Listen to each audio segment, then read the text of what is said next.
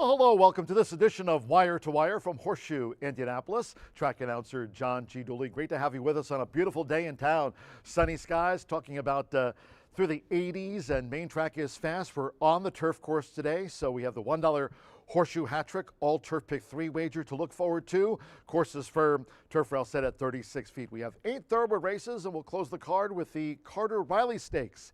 That name for the longtime quarter horse jockey and a member of the Hall of Fame. In fact, he won the first quarter horse race here in the Hoosier State, did Carter Riley Stakes. Our 9th and final here on the card, including Mr. Michael among the field there. Looking forward to seeing Mr. Michael back in action here, racing in the Carter Riley Stakes. That'll close out the card at 6:15 over the 350 yards. Turf course is firm, turf rail set at 36 feet this race week. Looks like a nice forecast for our racing here in town this week. For the official race day forecast, time here on the pre-race show to check in with Fox 59's Krista McEnany with a forecast for racing here at the track. Krista, take it away.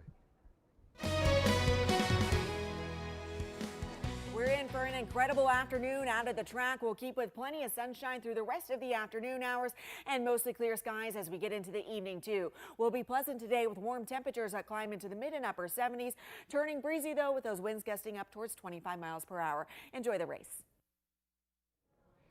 All right, Krista, we certainly will with 9 races on tap here today. And we mentioned sunny skies, a bit of a tail crosswind blowing here at the track today. As Krista mentioned, they're part of her forecast temperature-wise in the mid to upper 70-degree range. Well, going back to when we last raced thoroughbred and quarter horses here, that was on Thursday. Saturday was the first of our all 6 quarter horse cards here. That was on a Saturday. We had no live racing yesterday nor on Sunday. We'll talk about some of the stakes winners that were very impressive here as part of Saturday's all quarter horse card that kicked off at 10:45 a.m. Similar post time here this coming Saturday for Empire of Hope. More about that special day here on the pre-race show in just a short time from right now. But going back to our thoroughbred card on Thursday, a couple of winners for John Harron, who's right there toward the top of the meet leaderboard as we take a look at the standings going into our racing program here today. Again, 8 thoroughbred races. We'll close with that Carter Riley Stakes for the quarter horses, including Mr. Michael. That's a part of the field in the 350-yard finale. But Fernando de la Cruz, it's a 1-win advantage over a past champion FDLC. Alberto Burgos won the title here a couple of seasons ago with 81 wins, 14 this year for Alberto as we go into our 26th racing day here at Horseshoe Indianapolis. Marcelino Pedroza Jr., he's already a 3-time champion here in the Hoosier State. He's got 14 to equal Alberto Burgos on that mark.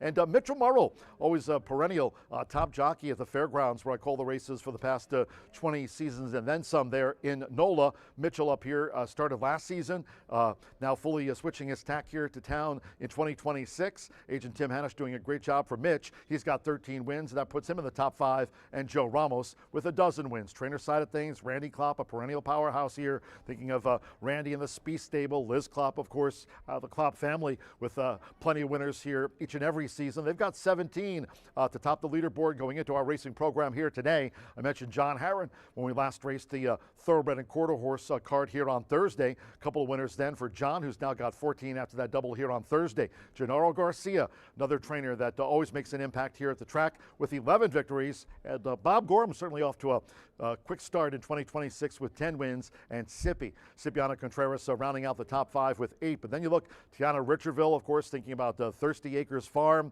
her homebreds, they're doing quite well. Tiana, solid start out there with 7 wins at the meet. Then you've got Aaron M. West, Rogelia Labra, Tim Eggleston, of course, not only top thoroughbred trainer there we see in the top 10, but also with those quarter horses, and Brad Cox with 4 victories here going into our racing program here today.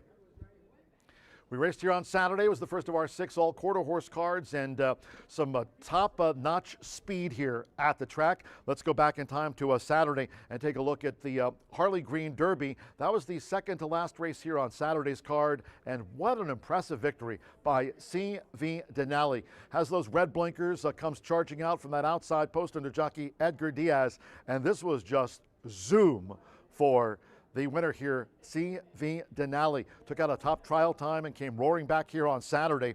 This the rich Harley Green Derby, and Nice margin of victory there for the winning connections of CV Denali. Congratulations to Edgar Diaz was on board for Claudio Barazza and Campos Family Ventures. Very impressive with CV Denali taking out that Harley Green Derby when we last raced here on Saturday. That card was kicked off by we had 13 races here on Saturday, kicked off, of course, at 10:45 a.m. Similar post time for this Saturday's Empire of Hope for the Thoroughbred card and Quarter Horse Dash as well on Saturday. But going back to the finale on Saturday was the Born Runner Classic, and among the field, Tatcha's Secret, that mare, she was making her first run of 2026. Let's go back to Saturday's finale. It was the Born Runner Classic, and boy, did she break like a absolute rocket under jockey Fernando Morin. Tatcha's Secret, this was her 13th career win on Saturday. Not Your Secret was right there toward the middle, but here she comes, this very talented mare under jockey Fernando Morin for Ricardo Martinez. Duke Racing, congratulations. This was her stakes 10th career stakes victory. That puts her as the all-time winningest quarter horse stakes winner in track history. Talking about Tatcha's Secret, look at her on the gallop out. She is just one talented mare. She's back in town. Great to see her win her first start to the year for those connections that I mentioned.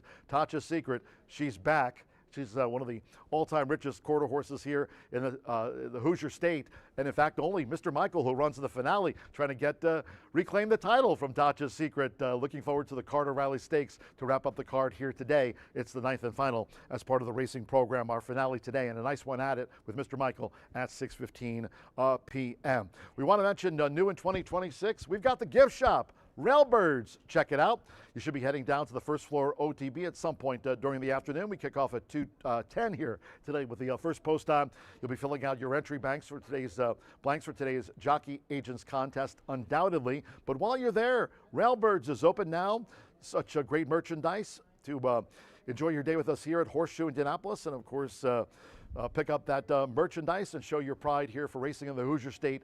Horseshoe Indianapolis merchandise available. Railbirds it is. Railbirds Gift Shop open today, first floor OTB. So you're there, you're going to check out some of the merchandise, right? Pick up a gift maybe for yourself or your spouse or your kids, whatever the family might be, with Railbirds open. While you're down there, first floor OTB, just check in about today's contest for all of you horse players. It's the Jockey's Agent Contest. This runs all the way through the middle part of July, all the way through July 14th, in fact, and that'll be the $1,500 grand finale of the Jockey Agents Contest. You build up the points as we go week to week. So today's top handicapper in the Jockey's Agent Contest, you pick your jockeys, you score prizes, you get the points, and we'll be announcing the $100 winner today at the end of the card. Jockey's Agents Contest, it's free to play if you're on track. HorseshoeIndyContest@gmail.com for online players. And again, why not take part in today's Jockey's Agent Contest and check out Railbirds, the gift shop, open there now, first floor OTB. I've been mentioning our schedule because we have the first of our 6 all quarter horse cards here last Saturday. We'll be in action here this coming Saturday. We got the Thoroughbreds running here at the track, and also Thoroughbreds there in the Belmont Stakes. Another year with the Belmont being run at Saratoga as they finish up the new construction of Belmont Park there, getting ready for the fall racing in Elmont, New York. But this coming Saturday here, another 10:45 a.m. start in town. It's Empire of Hope. It's supporting our retired racehorses here. And of course, later on in the afternoon, stick around. I mean, Horseshoe Indianapolis Casino open 24/7. Granted, there's no Triple Crown on the line, but everyone always enjoys watching racing from Saratoga. The Belmont Stakes being staged there once again in 2026. Golden Tempo, this year's 152nd winner of the Kentucky Derby, will be there, of course. Talking about the Preakness winner was Napoleon Solo. So granted, no Triple Crown on the line being run this year at Saratoga, but it'll follow our live racing program here at Horseshoe Indianapolis as we kick off at 10:45 a.m. this Saturday. Several booths for Racehorse Aftercare will be here. We certainly appreciate if you can come out to the races. Looks like a nice forecast. Certainly, we had it from Krista McEnany today with racing on Wednesday and Thursday. No live racing on Friday, and then this terrific event to raise awareness and support for retired racehorses. That'll be this coming Saturday here at the track. It'll also include, if you're wondering, John, I want, kind of want to bring the kids out. It looks like a nice day there. I mean, please do. We've got inflatables for the kids, face painting. We'll be having winner's circle giveaways for the entire family, and talking about retired racehorses, the always popular here at Horseshoe Indianapolis, the Parade of Champions. We're certainly looking forward to this. Hope you can come out bright and early. It's a Saturday morning. First post time will be at 10:45 a.m. for Empire of Hope. Please join us here if you can at the track this coming Saturday. Then after we wrap that racing program up, we'll have no live racing this coming Sunday. Of course, the schedule varies here for us at Horseshoe Indianapolis. In fact, 1 week from Empire of Hope, we'll have Silks and Roses. Just want to remind you about that. It's the only evening card coming up here this season at Horseshoe Indianapolis.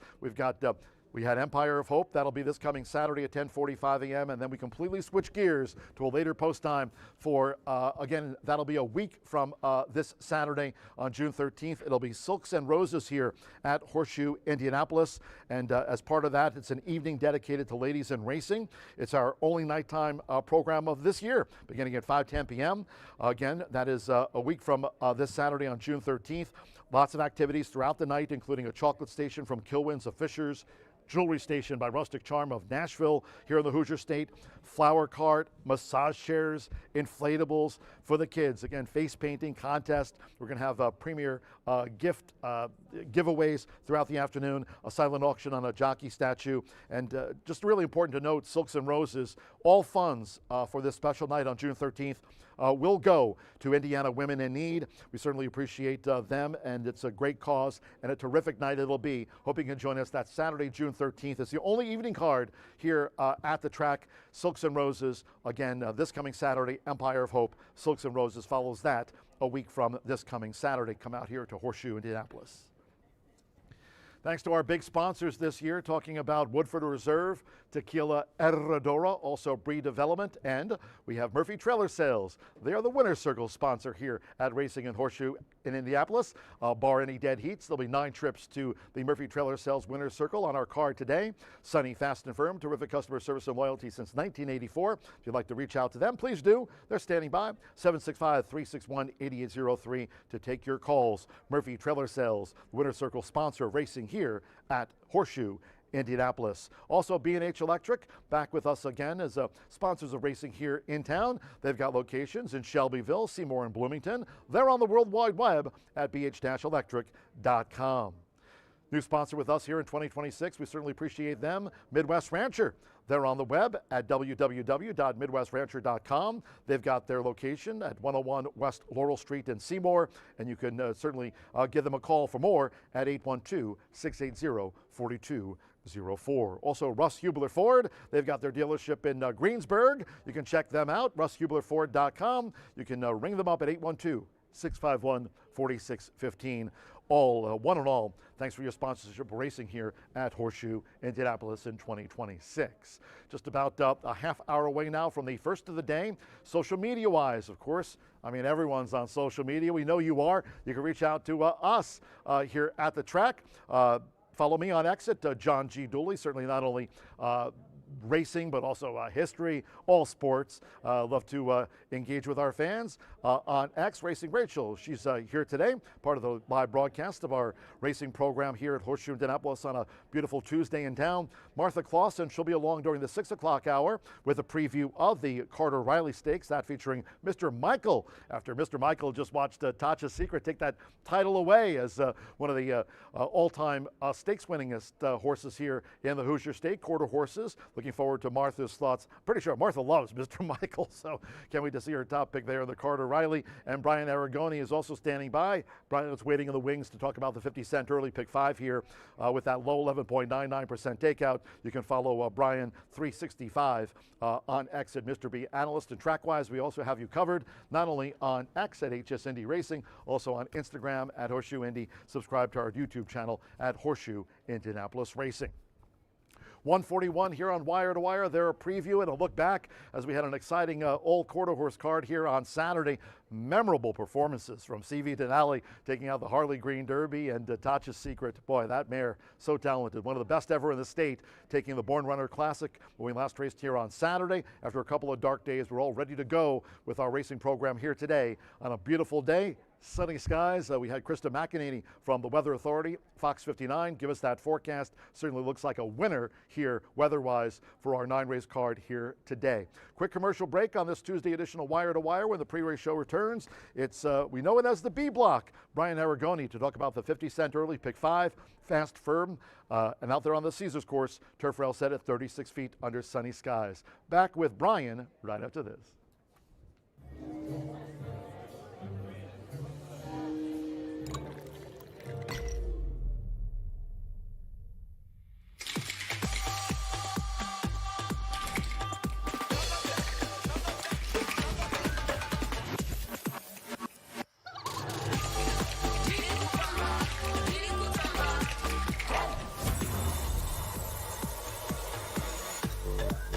Tequila Herradura. Extraordinary awaits. When it comes to horse racing, you can never have too much information. With Twin Spires, you can place your bets with confidence. Whether you use handicapping insights like our Brisnet speed ratings, prime power, and past performances, the guidance of our experts' top picks, or just choose a name that catches your eye. Yes! No matter how you pick your horse, bet with Twin Spires. And now you can race to victory with Twin Spires tournaments.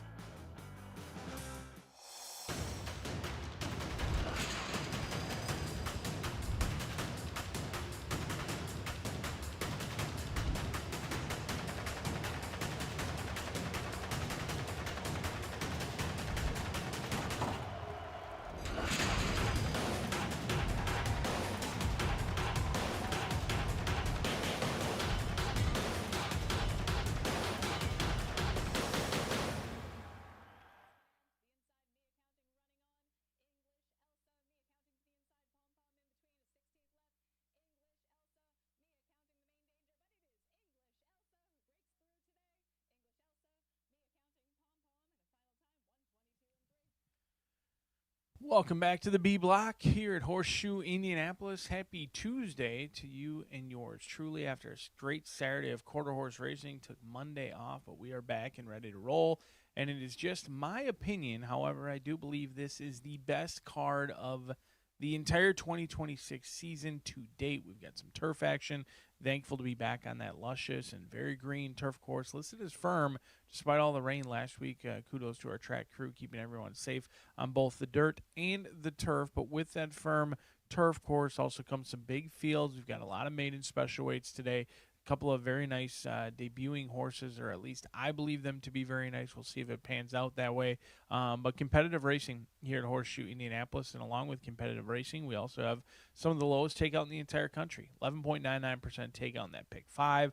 You've got 15% takeout rolling doubles, as well as those pick 4s beginning in races 2 and 5.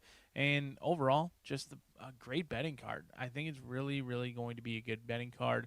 Not going to see a lot of 1 to 2 shots or 1 to 5 winners today. This card is challenging, so let's take a look at these first 5 races in here.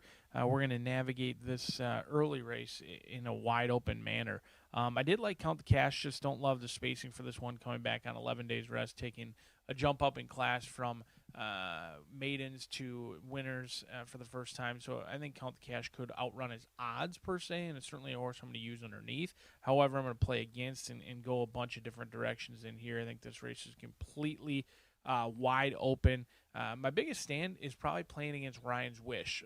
Micah Meek's going to be aboard for Randy Klopp. This horse is 1 for 11, 6-time second place finisher, and really had no excuse last time out, and has officially received the money burner tag for me. 4 times favored in a row.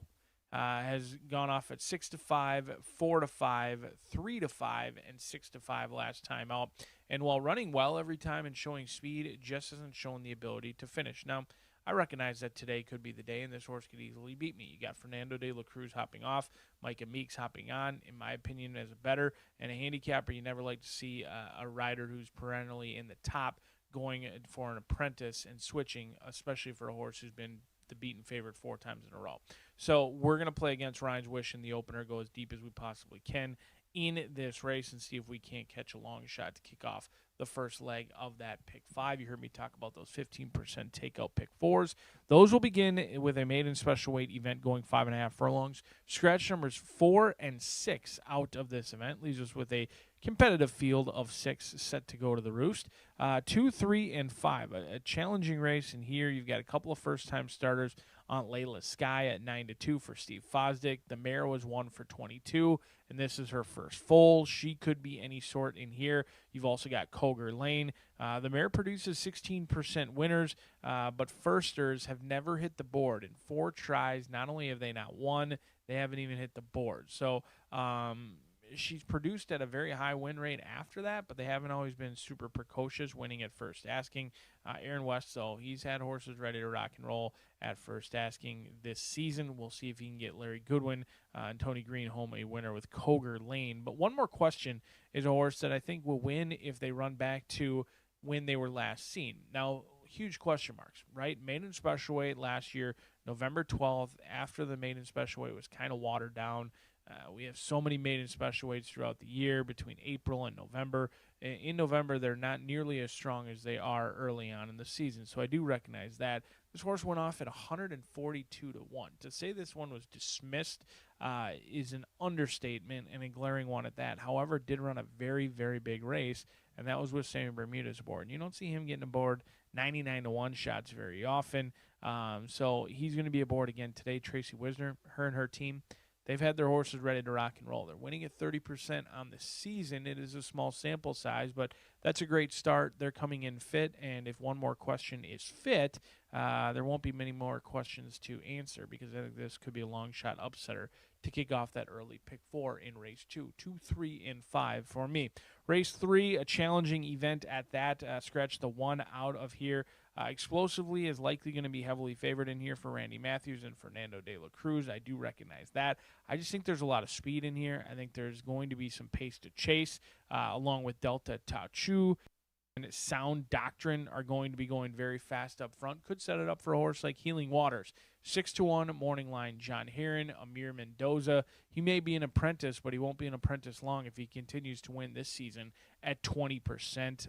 4 wins from 29 starts for Healing Waters, who is or was winless in 2026. Hopefully that changes today. I think the Indiana Bred's record is a little bit misleading because it's an Indiana Bred who's been facing open competition at Oaklawn Park, and that usually doesn't go very well unless you're just a different kind of animal, but Healing Waters should get a great setup today. 2, 3, 5, and 6. Now, race number 4, this is going to be where the single comes, and it's a unique spot to single because it does kick off the late flyer 5. I'm always a huge advocate of playing 2 tickets. I typically like to structure my tickets so that I have 2 tickets. 3 races will be the exact same, maybe 2 races, and one of them I'll single, and I'll go incredibly deep on the other, and vice versa. In this race, I'm going to single Subliminal, John Ortiz, Joe Ramos going to be aboard. Ramos has been heating up after a little bit of a slow start for his expectations, I'm sure. He's winning at 15% recently. This is a $150,000 purchase. 2-year-old filly by McKinsey, who's been working out with an older horse. And while there was 2 workouts that I love visually, there was one that I was like, ooh, I don't know if I like that one. Well, I looked up the horse they were working against, and the workmate banked $180,000. Then you start digging into the breeding. This I have to Blue Light Special, who banked nearly $500,000 as an Indiana bred. The breeding's there. The works are there. If you're training against older horses who have banked almost $200,000, you're doing something right, even if you did lose that work. Subliminal is going to be a single for me, at least on 1 ticket in race 4. Race 5, we kick off the Horseshoe Hat Trick. So thankful to have that back today. $1 minimum, 15% takeout. It'll take places on races 5, 7, and 8. It also kicks off today's Itoba Pick 4. Scratch 4, Sweet Heat, and 8, Good Looking Lewis. Now, you could go significantly deeper, and I'm sure many people have their tickets already put in, and they don't include any of my 3 horses. I am banking that one of these 3 horses is going to be fit and ready to go at first asking. I recognize that maybe the 1, 6, and 9 are in better shape, are in better form, and have buyer's figures, speed figures significantly higher. However, 2, 3, and 5 are your turf animals in here. Inclined is 3 for 3 in the trifecta on the turf. Governor Ron is a 2-time winner on the turf. And then you've got Zach, who is 8 for 14 in the money with 2 wins on the turf. These are your turf runners. Now, the problem with that is none of them have raced in 2026. Are they fit? I believe they should be. Michael Lauer, Genevieve Londano, along with John Heron. And Heron has been red hot recently. He's winning at nearly 20%. Alberto Burgos is keeping pace with Fernando de la Cruz, Marcelino Pedroza Jr. atop those rider standings. So I'm hopeful that one of these turf animals is fit and ready to go off of the long layoff. Playing against the 1 and 9 in here. They do have some good numbers. I thought Terminally Handsome had maybe a little bit of a troubled trip, but ultimately, Tiana Richardville, she's winning at 21% this season. She's had a great last 2-3 weeks here at Horseshoe Indy, including a stakes victory with Hot Middles not all that long ago, but she only wins at 5% on the turf. So this looks to be, for the 1 and the 9, maybe just the way the condition book shook out. Not sure if they were going to be able to get in in another race and just kind of needed a run. They have tried the turf in the past with not much success. I don't expect major improvement. Now, they're in very good form. They do have a recency edge over some of the others in here, so they could easily win. But Tiana trains both the 1 and the 9, and ultimately she's won the lion's share of her victories have come on the dirt. So I'm going to play into that just a little bit and hope that the 2, 3, or 5 are all ready to rock and roll as we kick off the $1 horseshoe hat trick. And Itoba pick 4, just a couple of hours away. It is a beautiful and sunny day here in Shelbyville, Indiana, and we certainly wish you the best of luck. Thanks for tuning in, and hopefully all your photo finishes are the winning variety. John G. Dooley will take you through today's scratches and changes just a couple of minutes from now. Enjoy.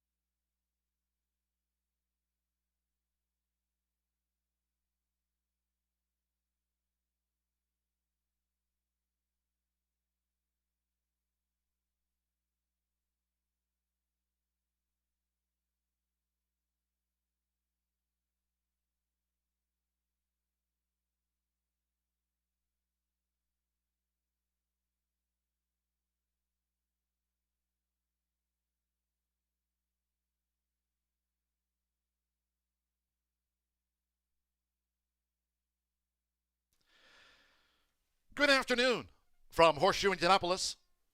Hello now from the broadcast booth. Great to have you with us today. Track announcer John G. Dooley. A beautiful one in town.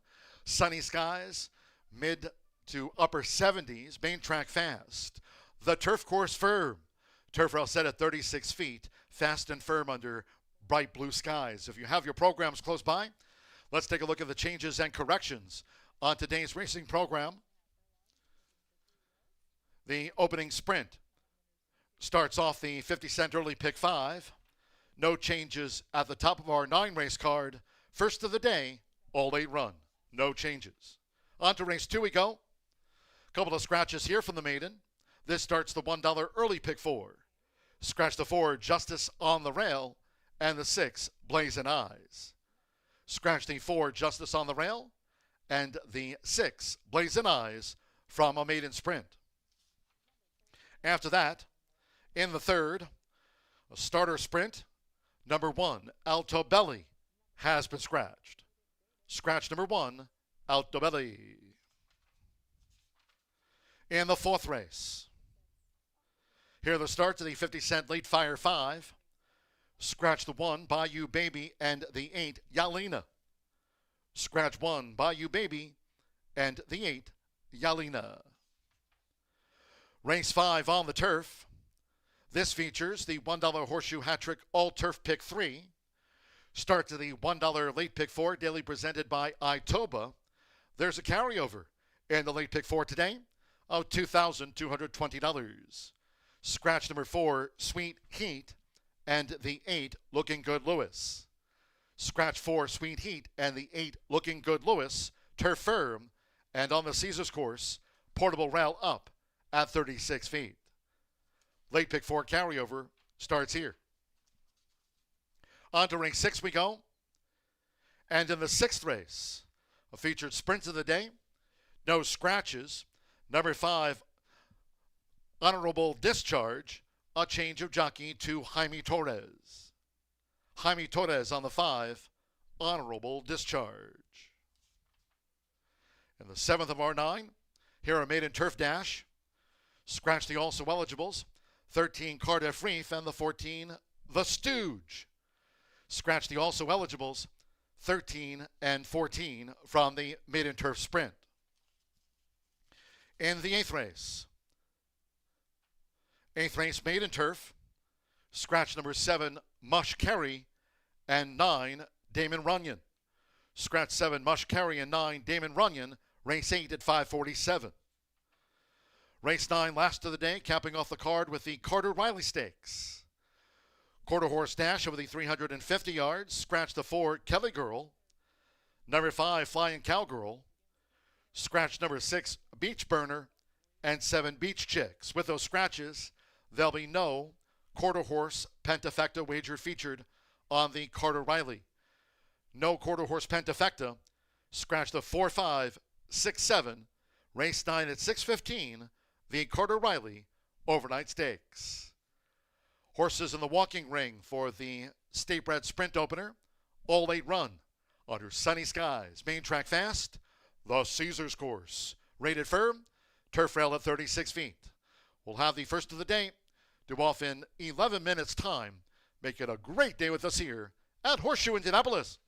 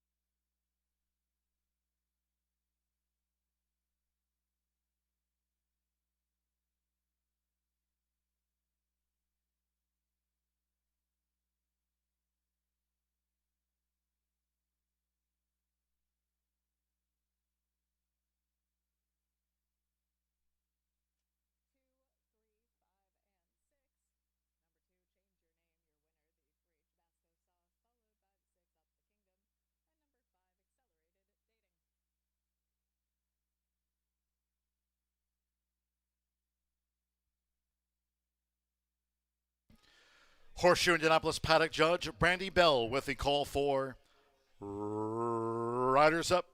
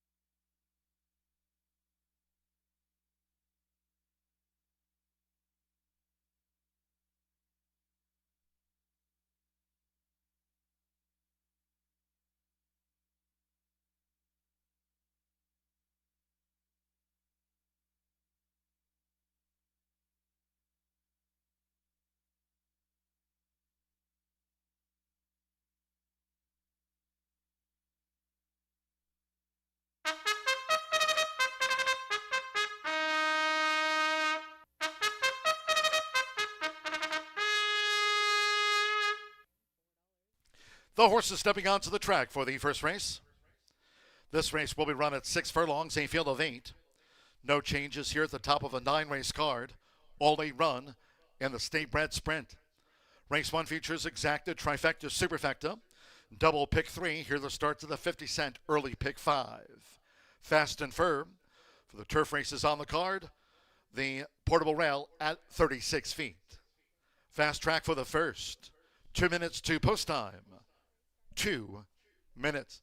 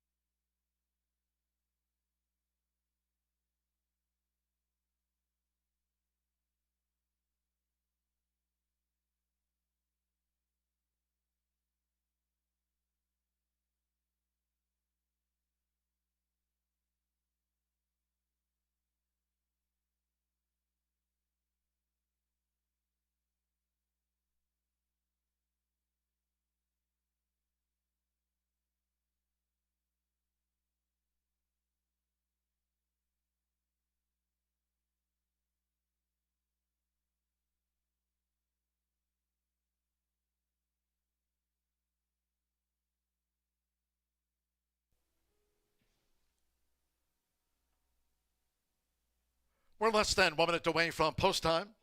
Sprint starts the 50-cent early pick 5. Fast and firm.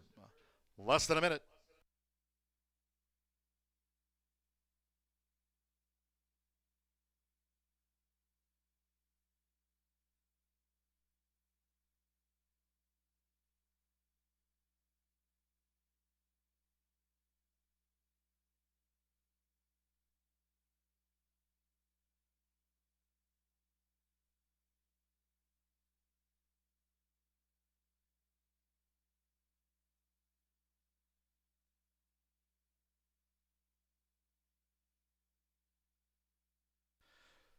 The horses are approaching the starting gate.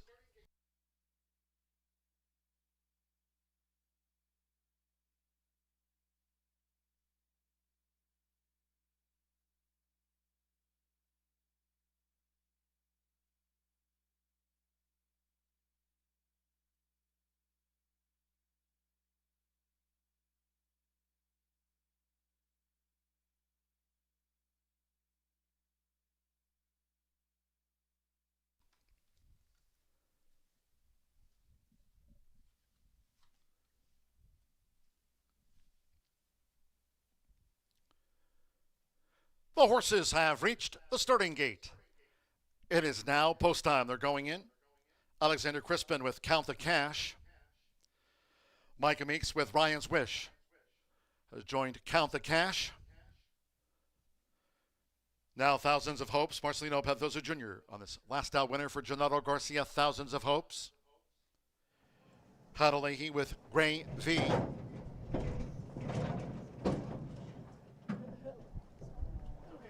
Three to two. Thousands of Hopes is the first favorite. Right now at 3-2. Thousands of Hopes loaded. Sando Sanjo with Trust the Word. Jose Gutierrez, tank walk to post 7. Now Trust the Word.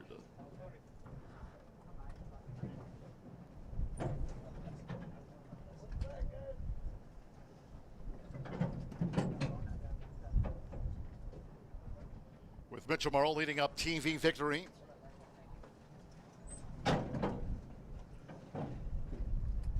Now tank walk. Thousands of Hopes 8-5 favorite. Beautiful day in town. One more. Amir Mendoza with Max Nix. Making his 4-year-old season about for Tony Granitz. 6 furlongs. Sunny, fast and firm. Here comes the first. They're in the gate. Going and running out Horseshoe Indianapolis. Fast start for Max Nix. Quickly headed off by Gray V. Ryan's Wish also part of the early plot, and they're joined toward the inside by Count the Cash and the Black Silks, who's coming through now for Alexander Crispin to head them off. It's Count the Cash has taken the lead going past the half-mile pole from Ryan's Wish second close up and Gray V third and right with them. Toward the inside is Trust the Word, now running in fourth with TV Victory fifth at the 3.5. Then Thousands of Hopes with the rail. Max Nix between horses and wide tank walk trails here in the Tuesday opener. The quarter was 22.86 seconds. They round the far turn. Count the Cash confronted by Ryan's Wish, who's coming with a bid now for Micah Meeks. And these two take this confrontation past the quarter pole. Two clear from Gray V with toward the inside. Trust the Word, who tries to rally on. Tank walk on the far outside. Thousands of Hopes. Max Nix led only TV Victory into the stretch half mile. 46.60 seconds. Ryan's Wish. 1 furlong to go. Ryan's Wish just has the advantage. Count the Cash second toward the inside. They come inside the final 16ths, and with Marcelino Pedroza Jr., Thousands of Hopes got up to top speed and pulls away from them. Thousands of Hopes wins back-to-back over Ryan's Wish by 3. Count the Cash was third, and Trust the Word finished fourth.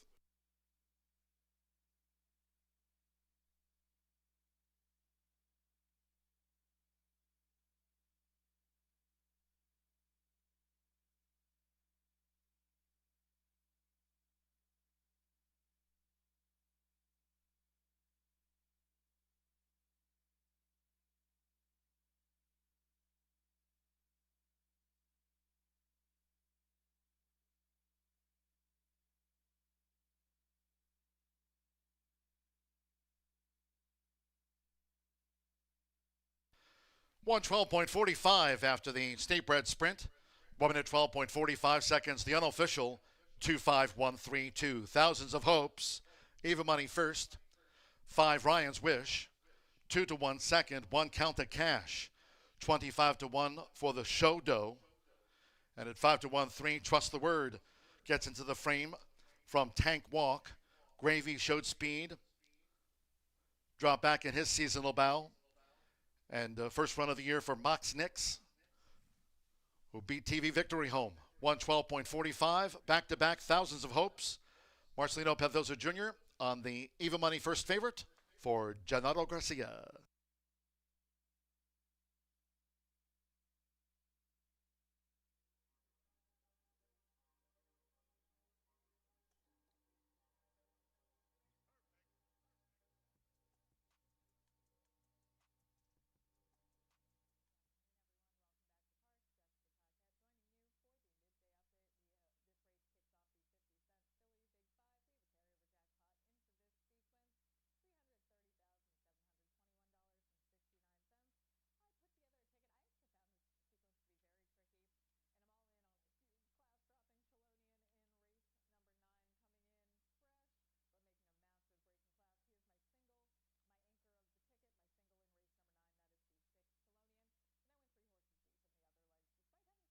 Race 1 official.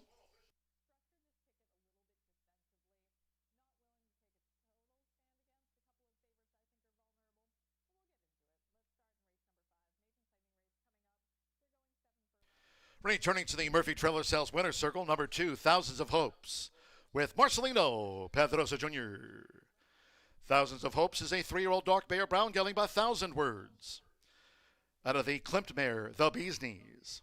For Gennaro Garcia's Southwest Racing Stables Incorporated, Horseshoe Indianapolis congratulates the winning connections of a repeat meet winner, Thousands of Hopes. First results in. 2-5 exacta paid $11.40. 50-cent trifecta 251, $24.60. Trust the Word was fourth. The 10-cent superfecta 2513 returned $14.78. And the sprint opener, favorite first, All 8 ran. Fast track 112.45. 23 minutes away from race 2. And the maiden scratched the 4, Justice on the Rail, and 6 Blazing Eyes. Scratch the 4 and the number 6. Race 2 of 9 on a beautiful one. Exacta trifecta, superfecta, double pick 3. Maiden dash to kick off the $1 early pick 4, Fast and Fur. Post time will be at 2:42 in all cases if you can. Please do try to make your Horseshoe Indianapolis selections and wagers today early. Thank you. Coming up in just a moment or two, our first race replay of the State Bred Sprint. Hope you had a bet on Thousands of Hopes.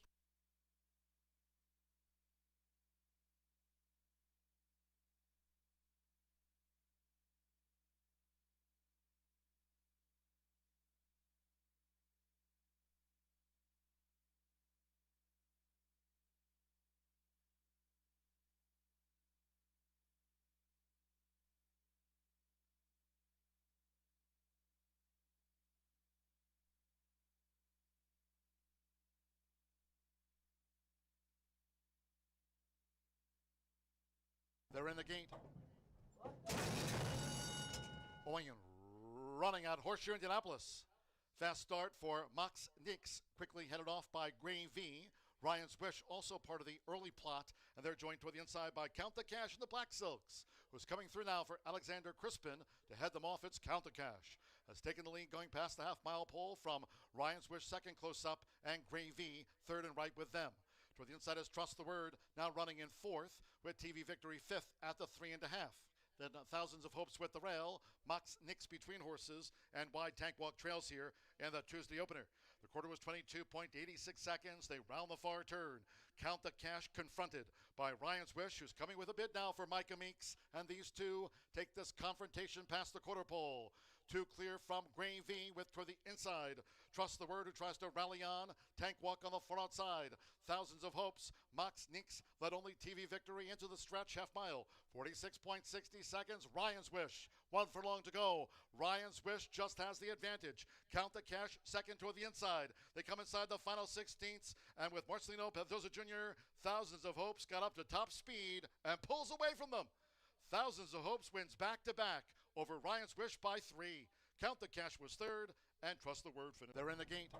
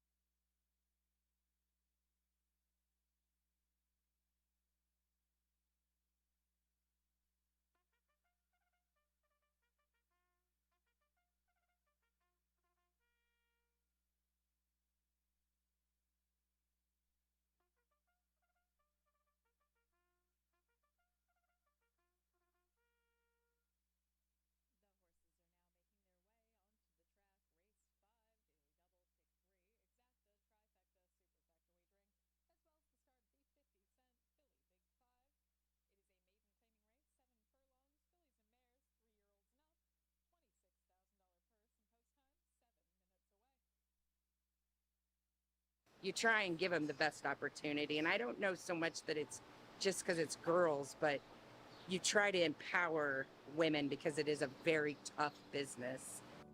My dad, Jim Elliott, lives in Brookston. He bought a farm when I was a year old. So I grew up in it day to day. We come in, we usually make a schedule the night before of who's galloping, who's walking, and who goes to the Eurosizer. And then we have to get in touch with jock agents to schedule breezes for the jockeys. Someone comes in at 5 and feeds at 5 in the morning. Then we feed lunch around 11, 11:30. And then that's usually our day. And then we get ready for the races. Definitely a man's world back here, but all of us women, we really band together. We have a really great community and we all support each other, and that means so much. There's so much emotion that goes into it when you do work that hard. You know, talent gets you very far at times, but when you put the hard work into it on top of it, it gets you places that you never thought you could go.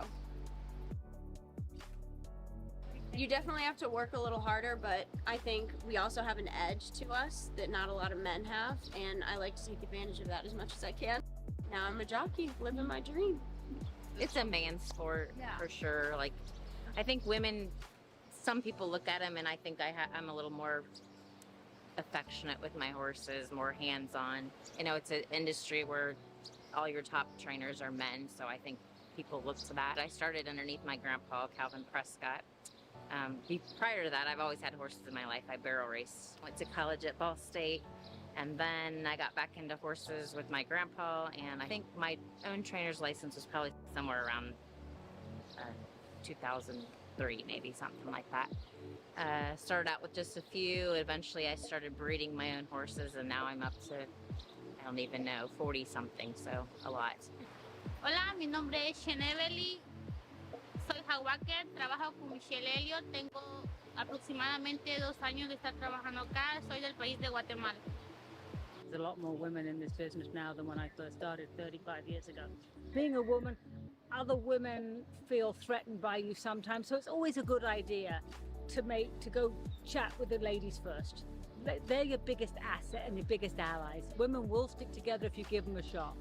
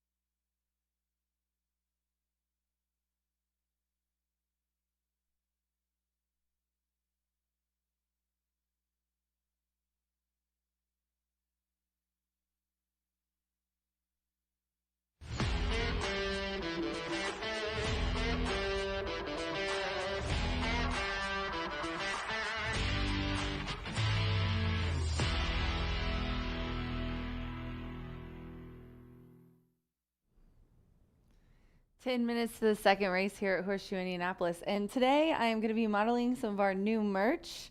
First up is this is like a dry fit ladies tee. I believe I'm wearing a large because I like for it to be roomy, you know, when you're swinging your golf club. So we have these available downstairs. It seems like everyone's really interested in them. We are going to only be able to sell these if you're here on property. But yeah, there's some Carhartt items down there that are so cool. I'm going to get them and show them next race. The second race here, 9 minutes to post, we have a scratch of the 4 and the 6. I'm going to go with the 3 at 2-1. There's a couple of first-time starters in here, and that is the 2 and the 3, the 9-5 favorite. And then we do have one on the outside that's making it second ever lifetime start. And I like that one as well. So let's start with Coger Lane. I always want to say Kroger when I see this. Mitchell Merle has been doing really good work in the saddle this year. He honestly, I knew this would happen, but after you move your tack here 1 year, second year is a little bit easier once you know everybody. And he's just getting live mount after live mount after live mount. Now, the 3 Coger Lane, first of all, is a 3-year-old filly, and she is by Unbridled Express, top sire in the state. Larry Goodwin has bred and owned this one, with Tony Green is the co-owner, and Aaron West here today. And you see Aaron there just saddled. He definitely has had some really nice debut maiden special weights. 22% when he debuts here, maiden special weight 18%. The dam has 3 winners from 4 starters, which I love. Obviously, Mitchell, as I said, has been hot. Just out of the last 11 days, he's had 9 or 11 starts. He's had 9 in the money finishes. So definitely keep your eye on Mitchell. Then let's go to the other first-time starter. Now, this is the favorite right now at 9-5, Aunt Layla's Sky. Jose Gutierrez is in the irons here today for Steve Fostick. And as I said, this is one of 2 first-time starters in the group. When you have horses like this in a group like this, you definitely want to watch what they're going to do in the paddock. This guy, I was kind of watching in the background. He honestly looks super classy. I'm not trying to, or she looks super classy. I'm not trying to jinx him or anything. But if you pay attention, this is a 4-year-old first-time starter. You do not see that very often. Sometimes they'll wait till 3 to let them mature. This girl either was nuts, sorry, not sorry, or you know she just needed some growing up to do. She is a small, petite little filly. Not saying that has anything to do with the being fast. These are all younger fillies, but for a 4-year-old, I mean, if you look right there, is that the 7 that's in front of her? That's another 4-year-old. So yeah, we've got all these 4-year-olds, but having a first-time starter that's 4, definitely something that you want to take note of. Now, with that being said, I love that 8 was by a long shot. Hannah Leahy is aboard. First of all, love Hannah, obviously. I love Erin Thompson. She's a wonderful horsewoman. Both are wonderful horsewomen.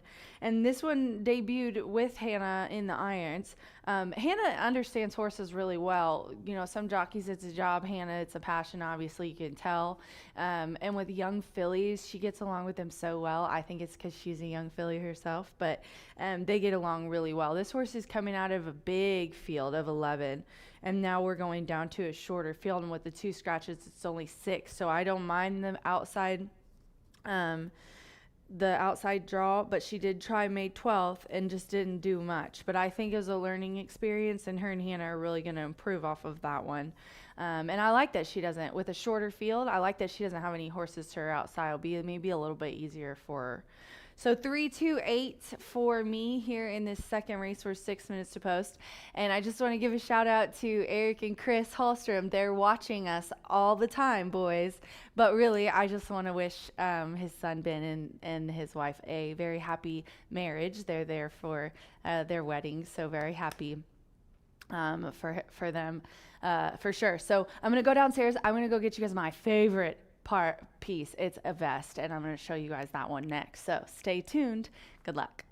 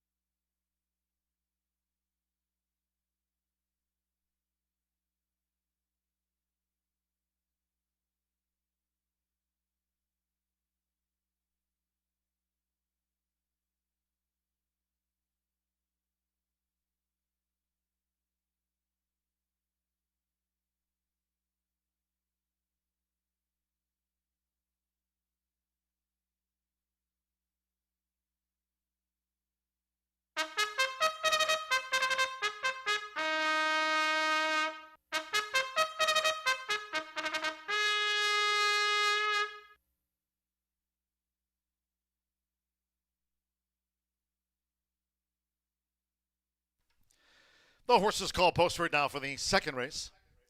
Maiden sprint here at 5.5 furlongs, a field of 6. 6 fillies run. Scratch 4, Justice on the Rail, and 6, Blazing Eyes. The 4 and the number 6, both scratched from the race card. Exacta, Trifecta, Superfecta, Double Pick 3. Here are the starts of the $1 early pick 4, Fast and Firm. 3 minutes to post time. 3 minutes.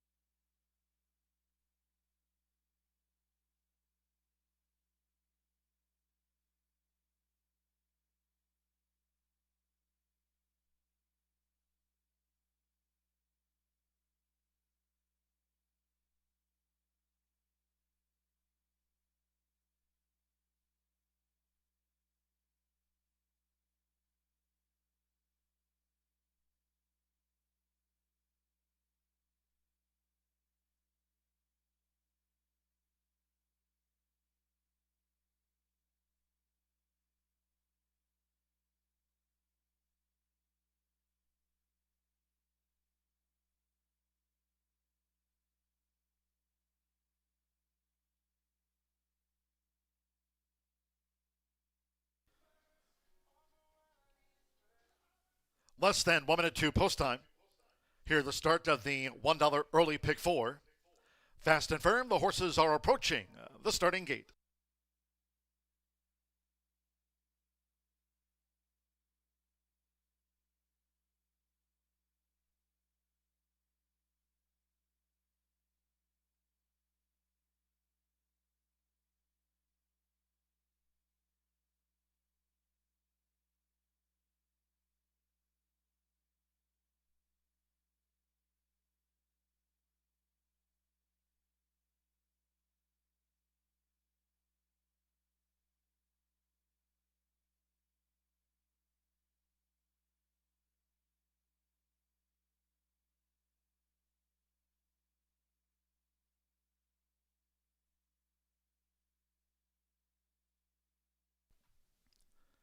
The horses have reached the starting gate.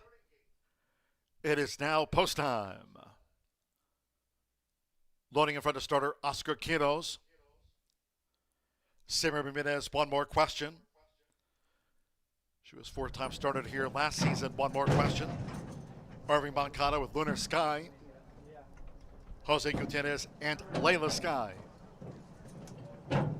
One Little Conquest. Joseph Romero claims the 5-pound apprentice allowance. That leaves 2 back. 7-5 right now favorite. Coger Lane, Mitch Morrow for Aaron West. One more Hanalei with Misty Moonsong. Fast track at 5.5 furlongs for the second of the day from Horseshoe Indianapolis. They're in the game. And they're off. Lunar Sky making a dash for it, along with Layla Sky, who has the speed to lead them for Jose Gutierrez and Misty Moonsong. The black cap is a tracking third, making this run past the half-mile pole, where Layla Sky is the overall leader by 4 lengths. Then toward the inside is Coger Lane making her first voyage, joined by One More Question in a red cap, and One Little Conquest trails the Maiden Filly Sextet as they round the far turn. The quarter into the teeth of the wind. 22.55 seconds, and Layla Sky spearheads them for the run toward the quarter pole, and she's widened, and Layla Sky must be 10 lengths in front as they turn for home from Misty Moonsong back in second, then Coger Lane and One More Question, One Little Conquest, and after showing speed, Lunar Sky has dropped back to last. It's Layla Sky for Jose Gutierrez. She's amassed a 9-length lead in the final furlong from Misty Moonsong, who's running in second, and to the inside is Coger Lane in third. They're close to home. It's Layla Sky. Layla Sky kept to the task and holds Misty Moonsong by 2 shrinking lengths. Coger Lane third, and One More Question finished back in fourth.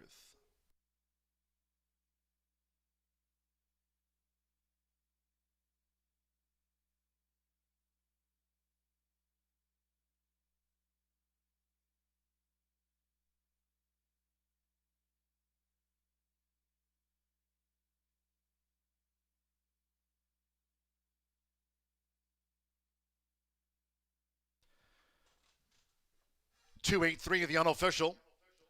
Maiden Filly Sprint 107 flat. 2 Layla Sky 3-2 first. 8 Misty Moonsong 6-1 second. Game effort. 3 Coger Lane at 9-5 third, and 5 One More Question at 7-2 was fourth. 2-8-3-5 hold all bets until official. Jose Gutierrez brings up another meet win here for Stephen Fosdick. David Hearns homebred by Skylord, and Layla Sky at 3-2 right down to the maiden ranks.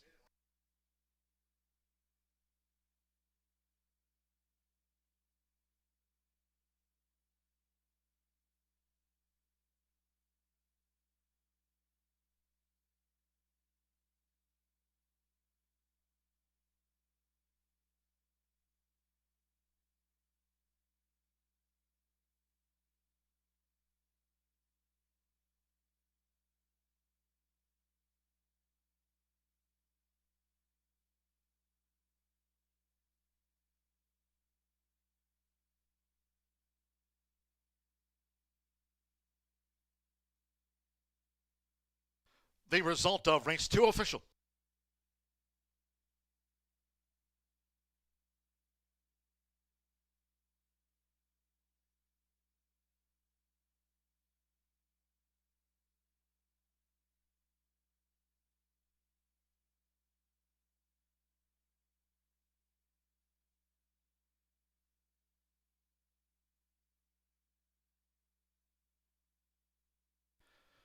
Returning to the Murphy Trailer Sales Winner Circle number 2, and Layla Sky with Jose Gutierrez.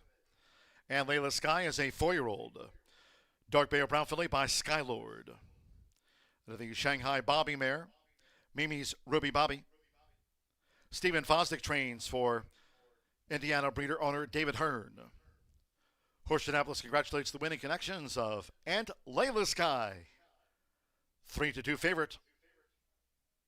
Windsor Maiden Voyage. 2-8 Exacta, netted $24.60. 50-cent trifecta, 283, $29.15. 2-2 opening double, $17.80. One more question was fourth. 10-cent superfecta, 2835, paid $16.70. In the maiden, the 4 and 6 did not start. Favorite won, 6 ran, 107 flat. In the third, starter sprint, scratched the 1 Altobelli. Number 1 Altobelli has been scratched. Exacta, trifecta, superfecta, double pick 3. Post time will be at 3:13. Just to remind all of our Horseshoe Indianapolis fans joining us here on a beautiful day in town to start off the race week. Wednesday and Thursday cards from 2:10. This Saturday, hope you can join us for Empire of Hope, a day of racing dedicated to racehorse aftercare. Watch and wager on the Belmont Stakes from Saratoga. Hope you can join us this Saturday, Empire of Hope. Our live card kicks off at 10:45 a.m. Special post time this Saturday. Also, if you're on hand here today, be sure to stop by the first floor and check out Railbirds. Our gift shop open now. Stop by the first floor. Register for today's Jocks Agents contest. And while you're doing so, check out Railbirds, our new gift shop open in 2026. Racing Rachel already buying some merch.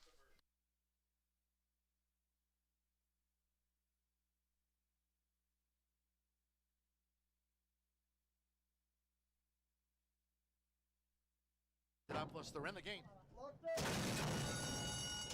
And they're off. Lunar Sky making a dash for it, along with and Layla Sky, who has the speed to lead them for Jose Gutierrez, and Misty Moonsong. And the black cap is a tracking third, making this run past the half-mile pole, where and Layla Sky is the overall leader by 4 lengths. Then toward the inside is Cougar Lane, making her first voyage, joined by One More Question in a red cap, and One Little Conquest trails the Maiden Filly Sextet as they round the far turn. The quarter into the teeth of the wind.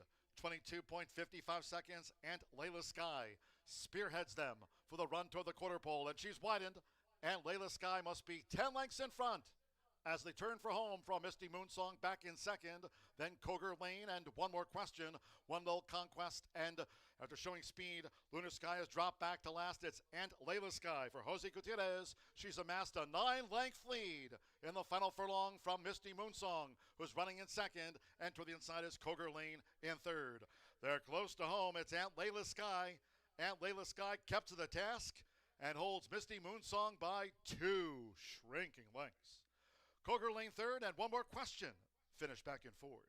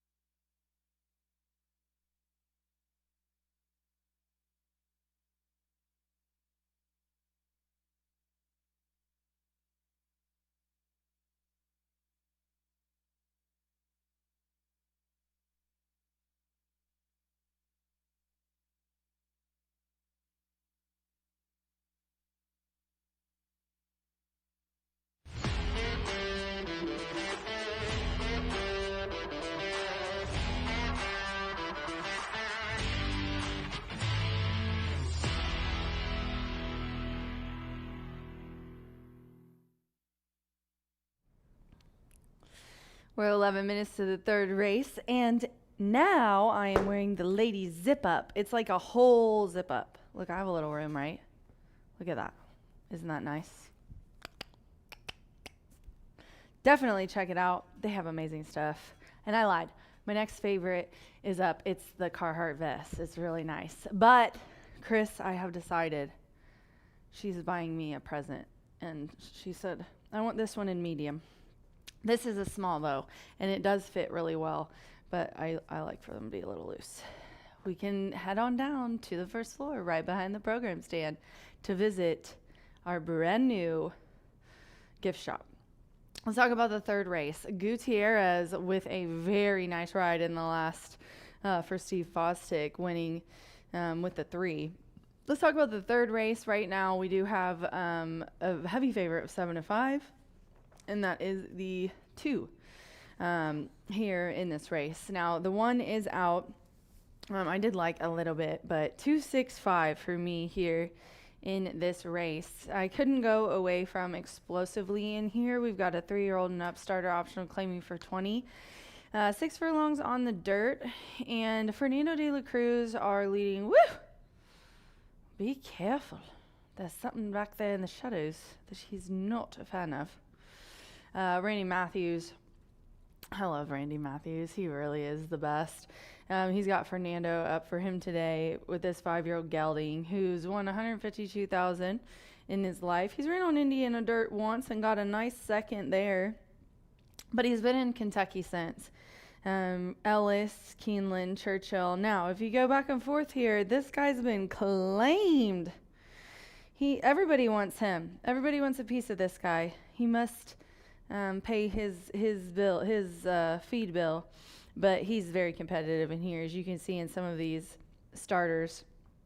Well, really, like the level of this with a claiming for 20 or a starter such as this kind of level the playing field, seeing it depending on what the claiming race is. Claiming for 20 where he was claimed, he only missed by a length or second. In a claiming, another for claiming, he turned right around 1 and got claimed back. 3rd in claiming for 25. And then some of these allowances at Turfway on the poly, you can just tell that he likes dirt better. I'm going to go next to the 6th, Delta Tau Chi, 2-1. And this is a really nice 7-year-old gelding. He still looks phenomenal for his age, honestly. And he always tries really hard. Look at him. He's a hard trying guy. He also has been in Kentucky. He won here in a 12-5 condition claimer. They've moved him to this starter optional claiming, and this is for horses that started for a price of 16 or less, which is the case here for this 12-5. So you got to kind of look at the other ones, but I think they're really evenly matched in here from what they've been coming out of. This is a horse that's trained by our leading trainer, Randy Klopp, Irvin Mancado, a very talented rider. He's gotten some really nice winners here.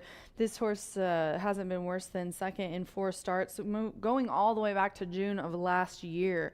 Has a sharp work going into this race on May 22nd. It was 46-1, 2 of 106. I like that, and that was here.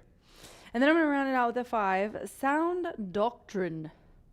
Sound Doctrine gets Joshua Morales aboard for Mr. Tony Cunningham, who is just a few away from 1,000. I can't wait for him to get that milestone. This is a 6-year-old gelding by Mucho Macho Man. Everybody remembers Mucho Macho Man. Winner last race by over 5, and that claiming for 5. Spot On Justice was in there and came back to win. This horse has nice early speed. Look at that. I mean, doesn't matter where this horse goes. Start is on the lead, and if he's not on the lead at the start, by the first turn he is. He's got just that quick turn of foot, and you can tell when he doesn't get up there, he really runs like he's one of the ones that wants to be in the lead, and he put up a really nice speed figure last time too. So I have 2, 6, 5 here in the third race at Horseshoe Indianapolis. Don't forget to head down and visit our gift shop for this sweet, sweet drip. Good luck.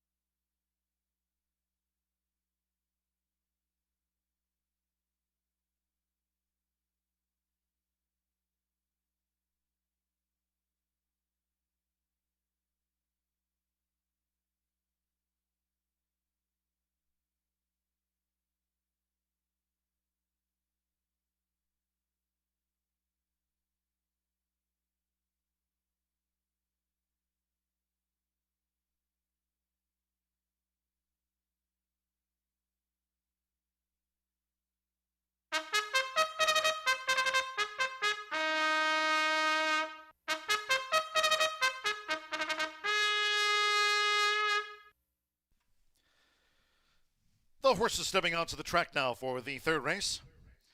Here in the starter sprint over the 6 furlongs. A field of 6. Number 1, Altobelli, has been scratched. Scratch number 1, Altobelli. Exacta, trifecta, superfecta, double pick 3 featured, races 3, 4, and 5. Fast and firm. 3 minutes to post time. Now less than 3 minutes to the off.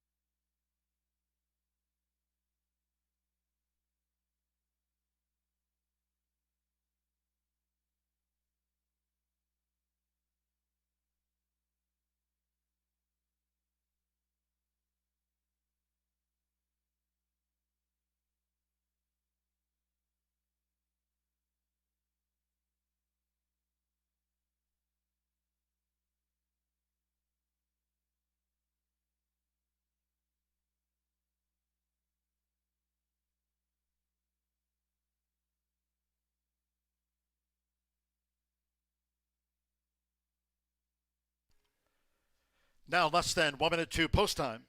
You have less than 1 minute.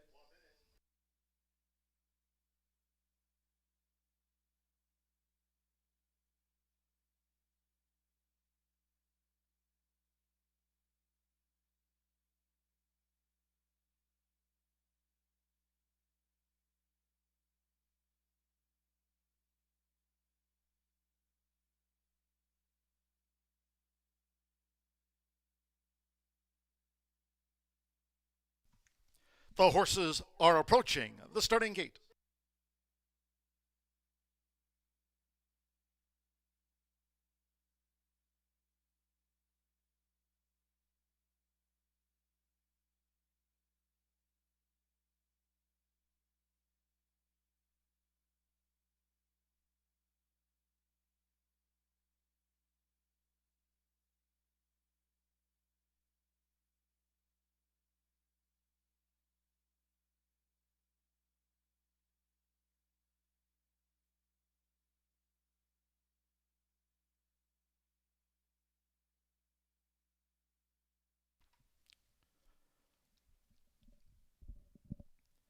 The horses have reached the starting gate. It is now post time. Loading for the starter, Fernando de la Cruz with Explosively. Josh Morales, Sound Doctrine, joined Explosively, loading up. Amir Mendoza with Healing Waters. Delta Tau Kai, Irving Moncada for Randy Klopp. So last out winner here, Delta Tau Kai, just a couple in the back. Evan Roman with Maximus C. Favorites Thousands of Hopes and Layla Sky, our first two sprint winners, and one more, Charbonnet. Cesar Orantes claims the 10-pound apprentice allowance with 4 career wins, all in line. And they're off. And a fast start for Charbonnet. Toward the inside, Maximus C and Sound Doctrine right there between horses. Delta Tau Kai makes a split and ranges up on the outside. Healing Waters right there with the white cap from the rail, and while held up in last, Explosively trails, going past the half-mile pole with Evan Roman. It's Maximus C who's taken charge. Maximus C pursued in earnest by Delta Tau Kai. Second on the outside now for Irving Moncada. They have just over 3 furlongs left. 22.86 lead seconds, and Delta Tau Kai has taken the lead as they round the far turn that way. Charbonnet gearing up now on the outside for Cesar Orantes. Maximum C showed that speed, but has dropped back through the field as they come past the quarter pole. Explosively picking up for Fernando de la Cruz. Sound Doctrine and Healing Waters. They turn for home. Delta Tau Kai coming down to the final furlong, half mile and 5 ticks over 46. Delta Tau Kai, a 6-length leader, coming down to the final half furlong from Explosively, and then to the inside is Healing Waters. They're close to home. Delta Tau Kai wins back-to-back. Delta Tau Kai does it again. Beat Healing Waters by 5. Explosively third, and Charbonnet finished fourth.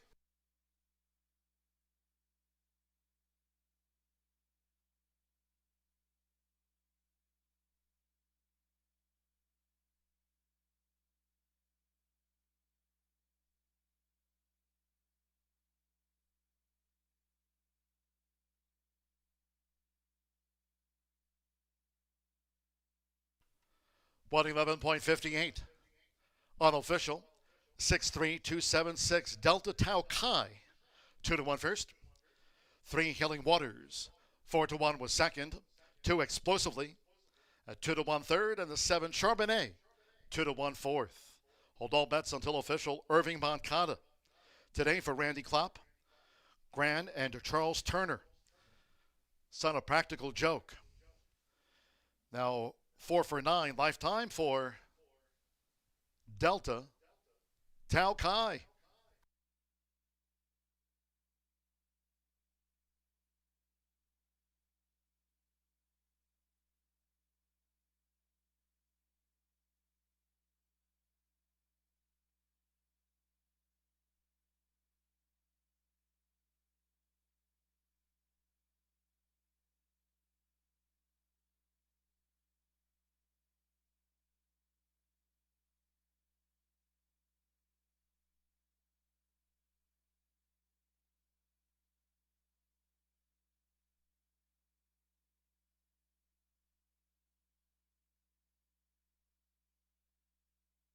Third race official.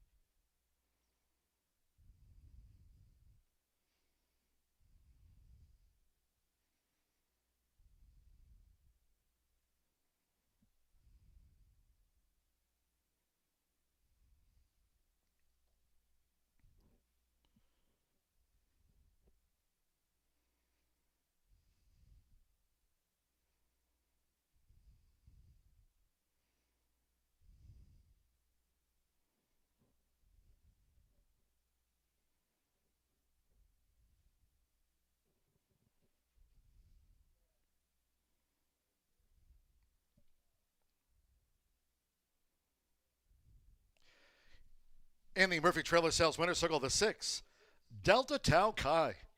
Worth every Moncada. Delta Tau Kai, 7-year-old Big Yelling by Practical Joke. Out of April Snow by Candy Ride, Randy Klopp trains for Grant Turner and Charles Turner. Horseshoe Indianapolis congratulates the winning connections of Delta Tau Kai. Repeats at the meet. Now 4 for 9 lifetime for the 7-year-old. It's official. Paying at 2-1, Delta Tau Kai. Capped off a 50-cent pick 3. Netted $17.45. 6-3 exacta 2020. 50-cent trifecta 6-3-2, $15. 2-6 double paid $18.20, and Charbonnet was 4th. 10-cent superfecta returned $4.64. 111.58. 6 ran. 21 minutes away from race 4. In the maiden juvenile filly sprint, scratch 1 Bayou Baby and 8 Yalina. Scratch the 1 and number 8 from the race card. Exacta trifecta superfecta, double pick 3. It starts the 50-cent late fire 5. Beautiful day, sunny, fast and firm. Turf rail at 36 feet out there on that Caesars course. Turf rail position, 36 feet. Post time will be 3:43. Railbird's Gift Shop, open now.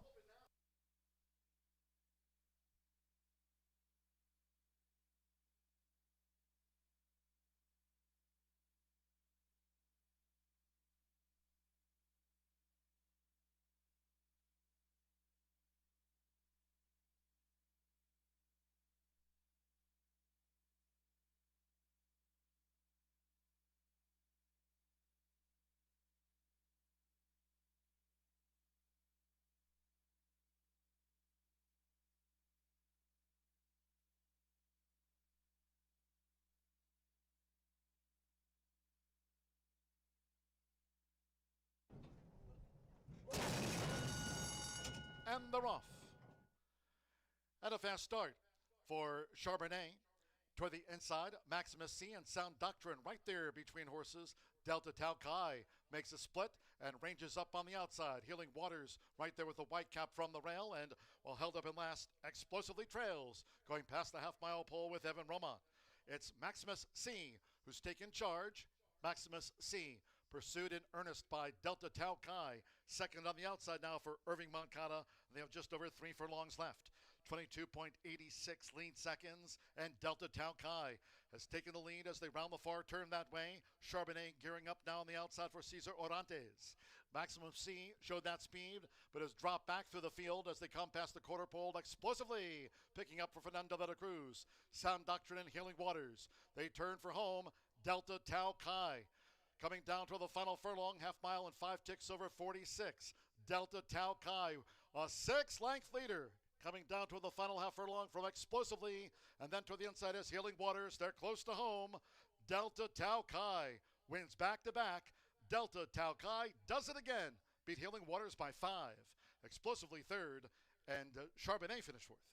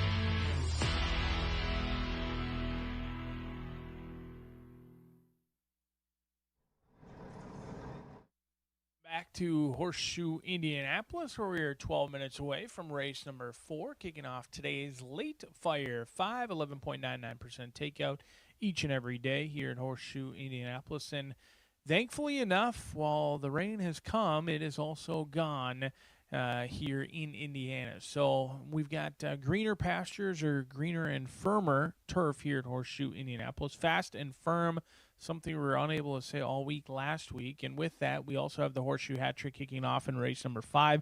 So this Late Fire 5 has 60% turf races, and when you bring the turf into play, you also get some big fields and therefore some opportunities for some big prices. We'll see if we can find those along the way throughout this sequence, kicking off just a couple of minutes from now. Scratch number 1, Bayou Baby, and number 8, Yelena. 1 and 8 are out of this event. Leaves us with a field of 7 set to go to the post. And we've got some 2-year-old fillies, many making their debut, some with experience shipping in from other tracks. Let's take a look at how the 2-year-olds are conducting themselves down in the paddock. Many of them doing so for the first time, including the top selection in Subliminal for Joe Ramos. This 2-year-old filly by McKinsey out of Maddie's Way. It was a $150,000 sales ring purchase, which is double the stud fee of McKinsey, who brings in $75,000. Has been working out very consistently. I like 2 of the workouts visually, and the only one I didn't like was a horse that a 2-year-old filly running against Older, who had banked $180,000. And in fact, not only are the workouts impressive, but also the breeding is as well. Now, McKinsey's been off to a decent start at stud, but most notably, Subliminal is a half to Blue Light Special, an Indiana bred, and not just any old Indiana bred. This was one who banked just under $500,000 and was very impressive, multiple time stakes winner. So I'm sure the connections would love if this one could run anything like Blue Light Special did. She's cool, calm, and collected down here in the paddock, and I expect big things for the horse who's been training consistently and training very well over at Keeneland, currently favored at 6-5. But another horse training well, but not taking nearly as much action, is the 2-year-old gray filly Justifier. The mare has produced a winner at first asking in the past, and Rudy Brissett doing very well with first-time starters. He also wins at a high rate here at Horseshoe Indianapolis. This is the Justify filly by Mo Champagne, who produced a horse at first asking that won overseas. Is 1 for 2 right now. Actually, just debuted about a couple weeks ago, or a year ago.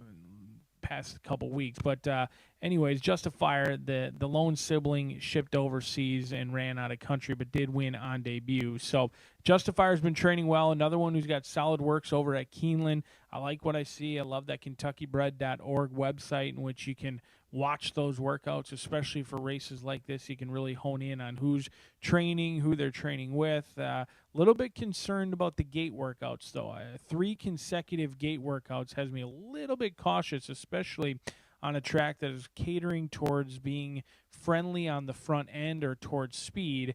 And going 5 furlongs in a 2-year-old race in which none of them really like to pass one another at this stage of their career, that could be a concern if Justifier doesn't always get away alertly from the gate. But 7-2, taking some action off that 5-1 morning line. But let's keep the trend going of first-time starters with number 5, Made of Steel. Aaron West teamed up with Terry Stevens last week to debut 2 very nice first-time starters. They ran first and second. This is a $50,000 Keeneland sales grad herself. The 2-year-old filly by Golden Pal is out of With Your Permission, a mare who retired a maiden, but while she wasn't much on the racetrack, she's been quite good in the breeding shed. Both of her siblings are solid, and she's producing winners at 22%. Now, Mitch Merle was aboard for Aaron West last week when they teamed up with a first-time starter, and he's Stealing My Lady, who won at first asking. They ran first and second for Terry Stevens, who scooped nearly the entire purse money of that maiden special weight race, but this one certainly turned out well. Made of Steel, a tall, good-looking 2-year-old bay filly who looks like she could run at first asking. 9-2 in here. I'm going to hone in on those ones in all of my exotics and exactas and trifectas and whatnot. But let's take a look at this Late Fire 5, a challenging race to kick off that Late Fire 5. You got 2-year-old fillies. first-time starters mixed in with some horses with experience. I think the 2 is going to take some late action. I think there's likely going to be some money on Respected Mind coming in from Churchill and Keeneland with that experience. Oftentimes, experience will take you a lot further than the talent of the first-time starters. But in this late flyer 5, we're going to single right off the bat. Singling Subliminal, I think that this one could be the real deal for John Ortiz, who this will be his first starter here of the 2026 meet. We will single Subliminal in this race, then go 2, 3, and 5. Race 6 and 7 are very challenging. You've got a challenging beginning to that $5 minimum late pick or late daily double in race 7. Maiden special weight going 5 furlongs on the turf, 12 of them set to go to the gate. We'll go 5, 8, 11, and 12 in race 7 before we go to race 8, the 6, and the 10. Keying in on the 6 and the 10, last moment, a first-time starter for Steve Asmussen, along with Light Cave, Whitworth Beckman. Couple of high-profile trainers coming to Horseshoe Indianapolis. We'll key in on those 2 as we round out that late fire 5 in race 8. But we've got babies, 2-year-old fillies set to make their debut 6 minutes away from race 4. Good luck.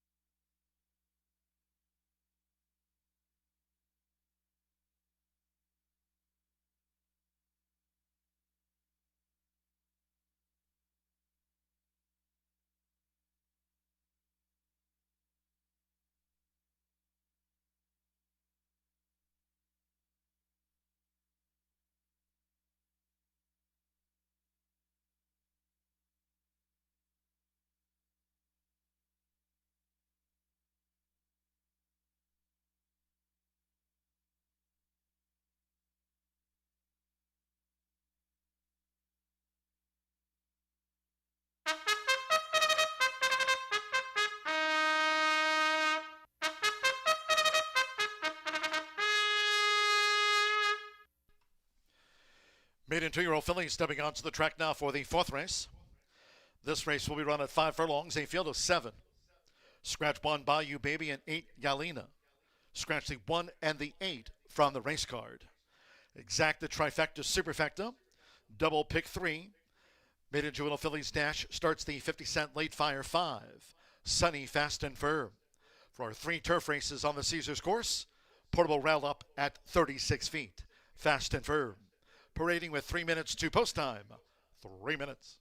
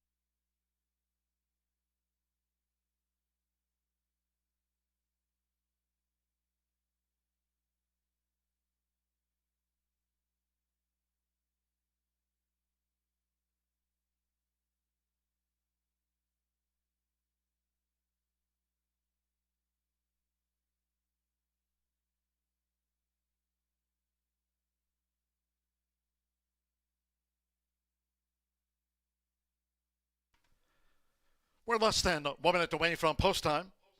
Maiden Juvenile Fillies sprint starts the 50-cent late fire 5. Sunny, fast and firm. The horses are approaching the starting gate.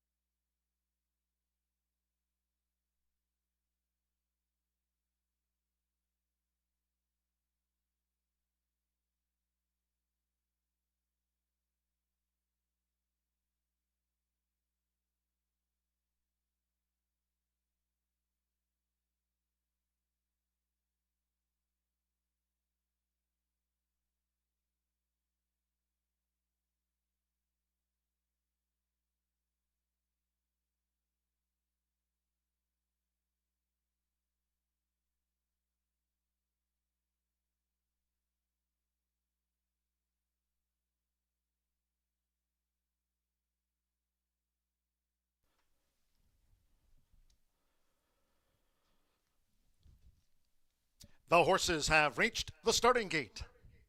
It is now post time. They're going in. Edgar Morales with twice started Respected Mind. First of the 7 to take her position within the starting gate, loading up. Mitchell Morrow with Made of Steel. Mario Gutierrez with Shifty Independence.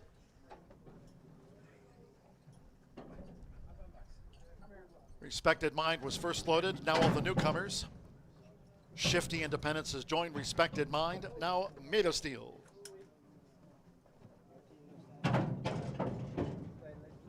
Joe Ramos with Subliminal.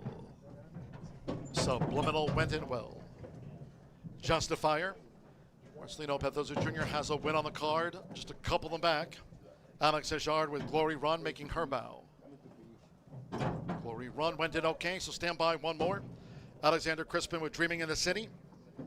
All but Respected Mind debut. Fast track here. Turf course firm under sunny skies. All in line. The Rolvin sprinting.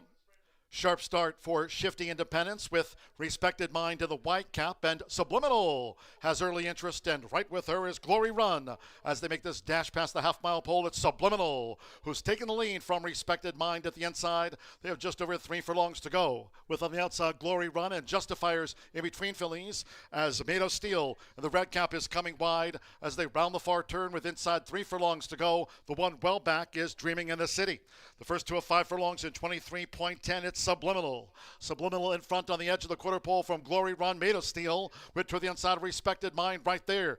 And then further back to Shifty Independence, tipped to the far outside. Justifier and well back, Dreaming in the City trails. 1 furlong to go. It's Subliminal. Subliminal just leads toward the inside for Joe Ramos. Subliminal holding on to this advantage over Glory Run, charging hard on the outside. Glory Run trying to get up. It's Glory Run for Alex Ejard. Glory Run. Glory Run with a first out triumph over Subliminal.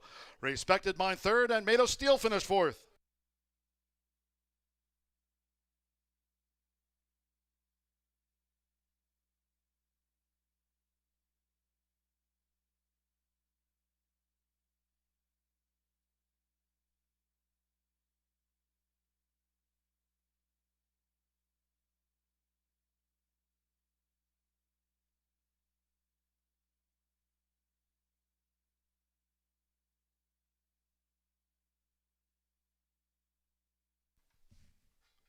.59 seconds after the maiden juvenile fillies dash. 59.59 unofficial. 7.6257 Glory Run. 5-2 first. Number 6 Subliminal. 7-2 second. To Respected Mind. 5-1 in her third career run. And 5 Made of Steel at 3-1 rounds out the frame. Shifty Independence back in fifth. 7-6, 2-5, and 3. It's gone to Glory Run. It was one of the 6 newcomers. Daughter of Gervin, Alex Ashard, John Ennis. Bred by Hinkle Farms in Kentucky. It's Glory Run with a debut first.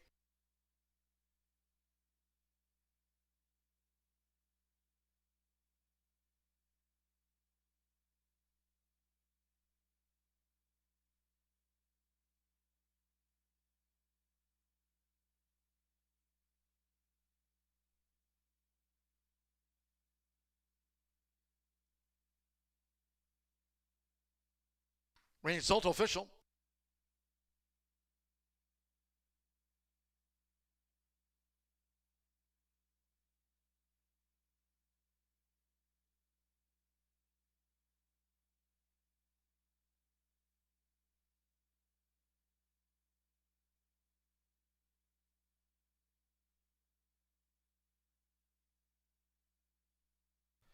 Returning to the Murphy Trailer Sales Winner's Circle, number 7, Glory Run with Alex Ashard.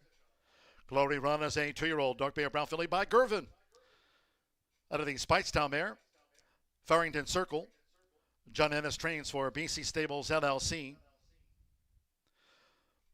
Bob Albritton, David Badgett, Jay Graham, part of the ownership of this gal. Glory Run wins her maiden juvenile fillies debut. 7-6-2-5 official after race 4. 7-6 exacta 25.16. The 50-cent trifecta 7-6-2. Paid $36.75. 50-cent pick 3 on race 2, 3, and 4. Capped off by Glory Run. Paid $22.65. 6-7 double for $32. Made of Steel was 4th. The 10-cent superfecta 7-6-2-5 paid $20.89. And the maiden 1 and 8 were non-runners. Glory Run was a joint favorite. 7 started, 59.59 seconds, 20 minutes away from the 5th. First to 3 on the turf course firm. Turf rail set at 36 feet this week. Scratch the 4, Sweet Heat. And to the 8, Looking Good, Lewis. Scratch the 4 and the number 8. Exacta, trifecta, superfecta. Double, pick 3. It starts the $1 Horseshoe Hat Trick All Turf pick 3. That's a separate wager. The $1 Horseshoe Hat Trick All Turf pick 3 featured on the card today.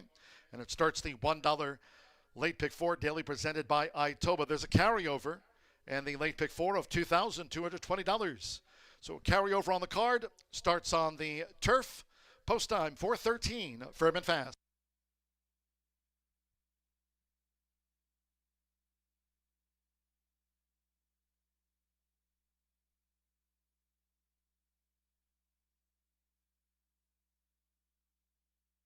All in line. They're off and sprinting. Sharp start for Shifty Independence with Respected Mind to the white cap, and Subliminal has early interest, and right with her is Glory Run. As they make this dash past the half-mile pole, it's Subliminal who's taken the lead from Respected Mind at the inside.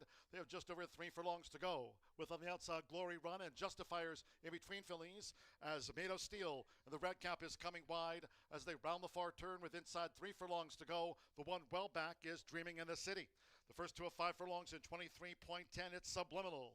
Subliminal in front on the edge of the quarter pole from Glory Run, Made of Steel. With to the inside of Respected Mind right there. And then further back to Shifty Independence, tip to the far outside. Justifier and well back, Dreaming in the City trails. 1 furlong to go. It's Subliminal. Subliminal just leads toward the inside for Joe Ramos. Subliminal holding on to this advantage over Glory Run. Charging hard on the outside. Glory Run trying to get up. It's Glory Run for Alex Ashard. Glory Run.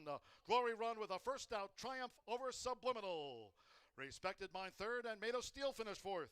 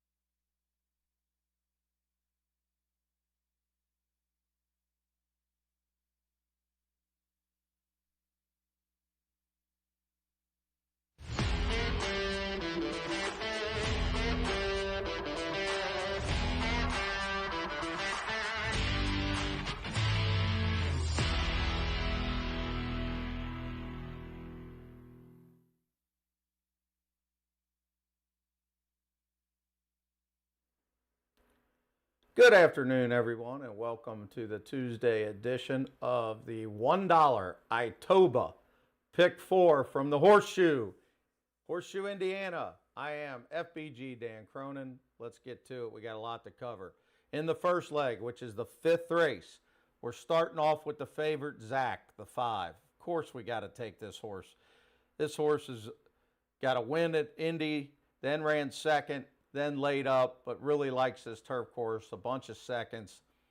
Obviously, this pick 4 is really tough. We've got 3 turf races. So, we are going to take the 4, Sweet Heat.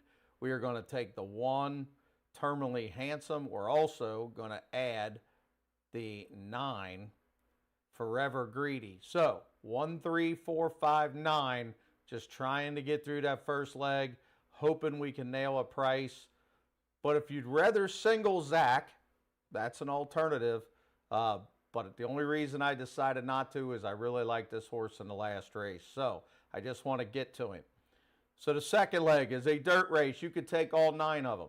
All 9. I'm taking 1, 2, 3, 6, 7, 9. I have no opinion other than I didn't think the 4 could win, Einstein's Ghost, or Honorable Discharge, the 5. And then the 8, Special Creed. So I took them out and kind of played it backwards, where I just looked and said, who do I think can't win? That's how tough this race is. And just take 1, 2, 3, 6, 7, and 9. Now, we're using up our budget because we're 6 times 5. We're already at $30. We can only use 3 of them here in the 8th race. This is in the 7th race. We got a really, really tough race here. But it's 5 on the turf, so we're going to go with the 5, Bourbon Spice, with a very hot rider, Summer Polly. Guys, you better start paying attention. She's winning races, and not just here. She's winning races at Belterra, at Churchill, at Horseshoe. She can ride now, so get ready for her. Summer Polly is riding very well. For Ed Moger, comes in from Churchill with a good second. You got to take that one. Just One Kiss for Steve Asmussen. Goes to the turf. Maybe just needs turf. We'll find out. Didn't run very well last time, but the price is right, 12 to 1. And then the horse I like, Cherie DeVoe, the shortstop Concepcion, coming in from the fairgrounds, the 8. So we're 5, 7, and 8. 5, 7, and 8. So now we have the single. Who do we like to rely on around the country, really? But even at the Horseshoe, that's Brad Cox. So this is a really tough turf race. We're used up our budget to get here. Yeah, we could use a bunch of them. There's 2 Brendan Walshes, the 1 and 2, that could both win. Dougie O'Neill, my buddy's got 1, the 3, Diamond Lane Jimmy. These horses can all win. I'm not saying that this is a lock, stock, and barrel 1 to 2 shot, because it's not. I like the 8, Vacationer, Brad Cox, Dela Cruz, 1 start from Gulfstream Park. The Gulfstream Park angle has been an angle of mine for years. Take Gulfstream Park shippers. They ship one up here, run a solid race for $50,000 down at Gulfstream against good horses. A horse came out of there and already won. It's Brad Cox. It's Dela Cruz. I think this horse is going to sit back and blast home. It's a gun runner, bred to be any kind. Windstar Farm. Vacationer is the single. You won't get 5 to 1. I promise you that. So don't sit around waiting to bet on him, because he's going to get hammered. So 1, 3, 4, 5, 9 with 1, 2, 3, 6, 7, 9 with 5, 7, 8 with the 8. $90 ticket. 3 great turf races. I can't wait. So the $1 Itoba pick 4. Let's hit this thing. And Dela Cruz, when they turn for home and you're drawing away, don't fall off.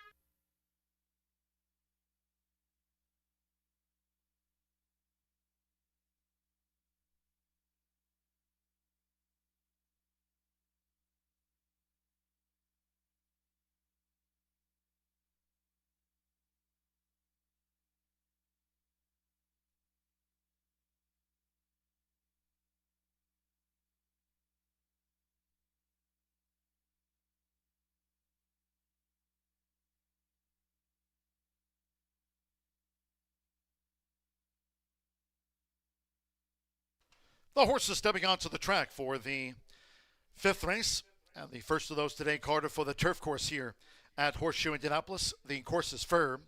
Turf rail set at 36 feet this race week. Here's 7 start. Scratch 4, Sweet Heat, and the 8, Looking Good Lewis. Scratch the 4 and the 8 from the race card. Exacta, Trifecta, Superfecta, Double Pick 3. Here are the starts of the $1 Late Pick 4, daily presented by Itoba.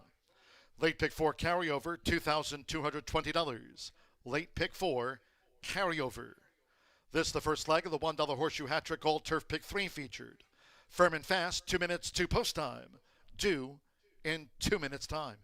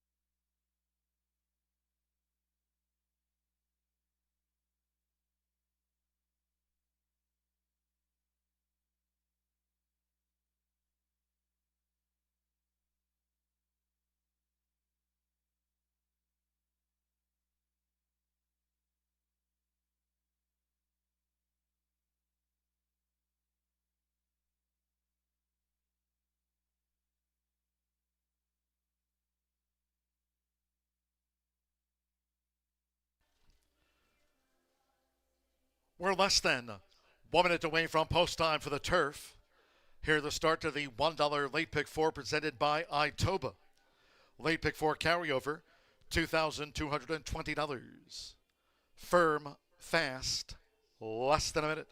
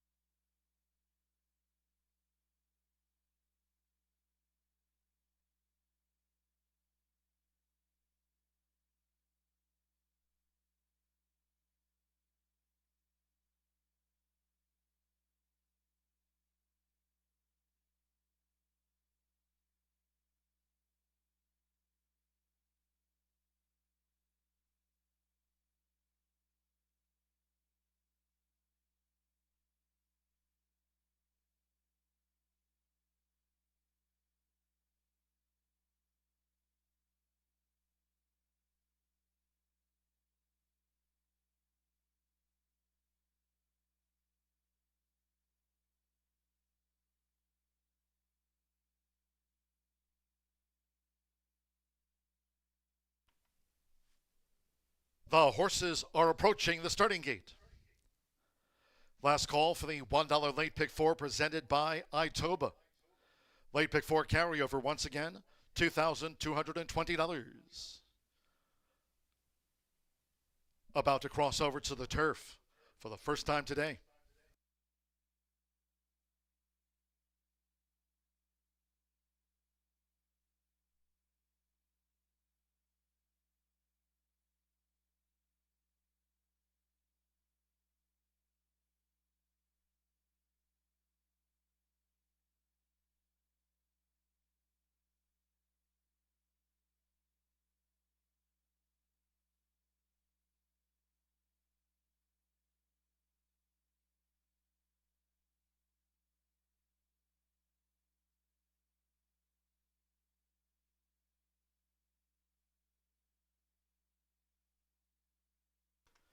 The horses have reached the starting gate.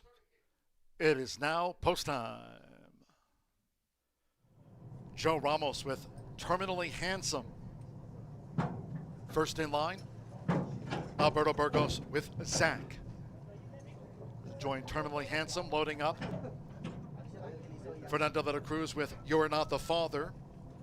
Like Terminally Handsome and Forever Greedy for Tiana Richardville. Danny Sheehy and Klein, now with Jane Elliott partners Governor Ron. First run of 2026 for Hot Black Coffee with Sammy Bermudez. For the mile and 16th, and one more. Luis Contreras with Forever Greedy. Coursier firm, reel of 36 feet all in. They're off. Governor Ron, Inclined, Zach all the way well from the gate. It's Governor Ron. Governor Ron here in the early stages with Hot Black Coffee and Between Horses, You're Not the Father, well up as they make their way toward the first turn with Sammy Bermudez. Hot Black Coffee takes charge of the pace. Hot Black Coffee leads out to the stretch from on the outside, You're Not the Father. First run of the year for Governor Ron in the purple silks. Forever Greedy's in an orange cap as these Indiana breds go to the back of the course. Zach's making his 5-year-old seasonal bow. He's right there toward the inside. Incline taken back by Danny Sheehy. Incline settles into this run second to last, while into the hands of Joe Ramos. Eternally Handsome trails. The quarter was 22.90 seconds going up the back of the course. Hot Black Coffee dictates the field, leads by 3/4 of length. Fernando de la Cruz has You're Not the Father right there outside the leader's flank as they make their way into the far turn. Jane Elliott and Governor Ron stays rooted to the rail at 36 feet with Forever Greedy out deep on the course, and Zach is running in 5th. Inclined up the inside trail. Inclined off of heels there, 5 from the front. Inclined is drawing in. Totally Handsome is last. Half mile for you, Hot Black Coffee. Prompted by You Are Not the Father. 48.88 seconds. Hot Black Coffee, You're Not the Father, quickens up the field coming past the quarter pole, and Forever Greedy sweeping up for Luis Contreras as they straighten. Zach on the far outside just covers Inclined as they come for home now. Eternally Handsome is last. Governor Ron makes the split boldly.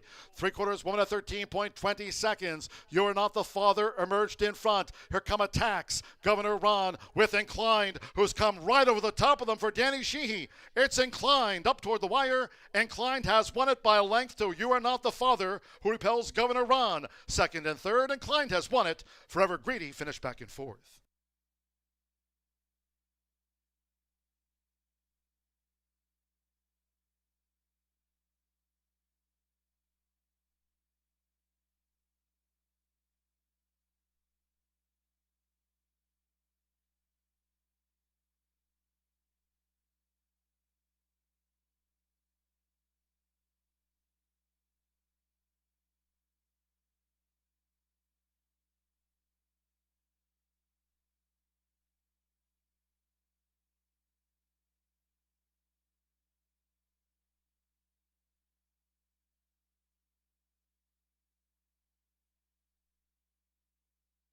$143.60. 2 and then a place photo, 2 Inclined. 6-1 first, making his first run of the year.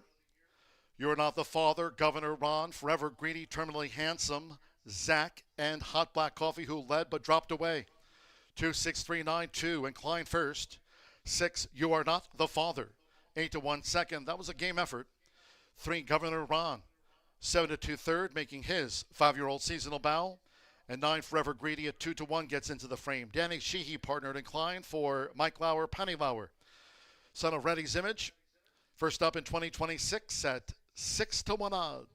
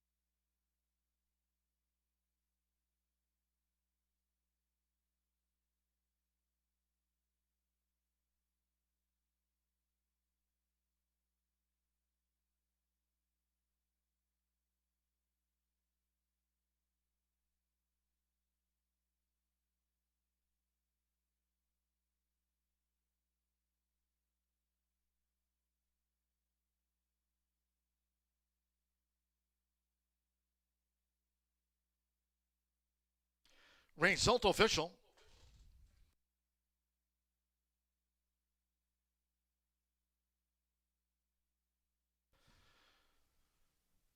Returning to the Murphy Trailer Sales Winners Circle, the 2 Inclined with Danny Sheehy.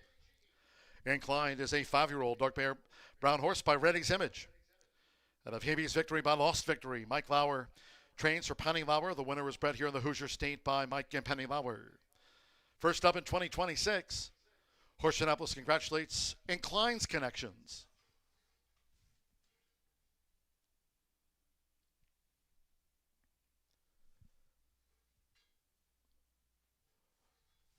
Result official, the first of 3 today on the Caesars course firm. 2-6 exacta 97.60. The 10-cent superfecta of 2-6-3-9 paid $99.54.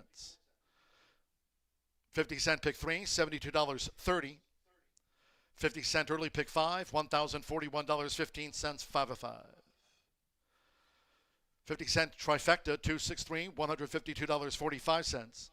7-2 double 83.60, and the $1 early pick 4 returned $366. 7 faced the starter. Course firm 143.60. 24 minutes away from race 6 in the next sprint. 5 honorable discharge, the jockey Jaime Torres. No scratches, 9 run. Jockey change for 5 honorable discharge. Jaime Torres. Exacta trifecta superfecta. Here are the 10-cent grand high 5. First pentafecta featured on the card. Double pick 3. Post time will be 4:47.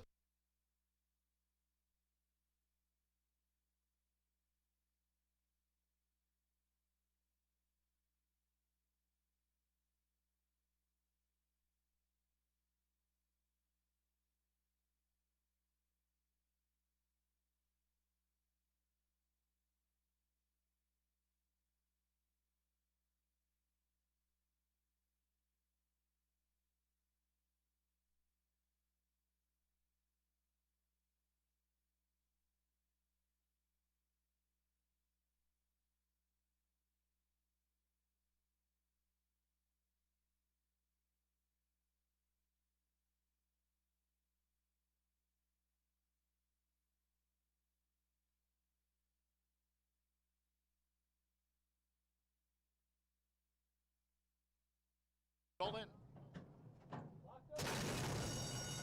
There was Governor Ron, Inclined, Zach, all the way well from the gate. It's Governor Ron. Governor Ron here in the early stages with hot black coffee and between horses. You're Not the Father well up as they make their way toward the first turn with Samuel Bermudez. Hot black coffee takes charge of the pace. Hot black coffee leads out to the stretch from on the outside. You're Not the Father. First run of the year for Governor Ron in the purple silks. Forever Greedy's in an orange cap as these Indiana breds go to the back of the course.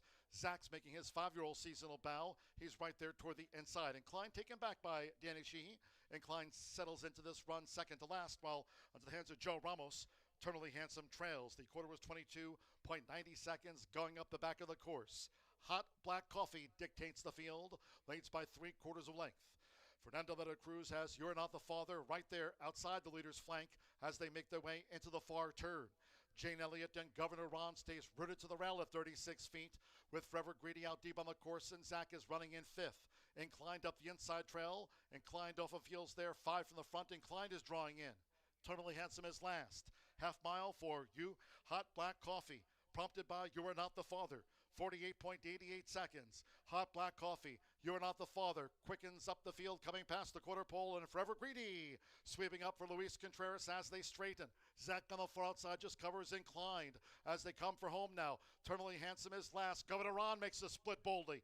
3/4 woman at 13.20 seconds. You Are Not the Father emerged in front. Here come attacks. Governor Ron with Inclined, who's come right over the top of them for Danny Sheehy. It's Inclined up toward the wire. Inclined has won it by a length to You Are Not the Father, who repels Governor Ron. Second and third, Inclined has won it. All in.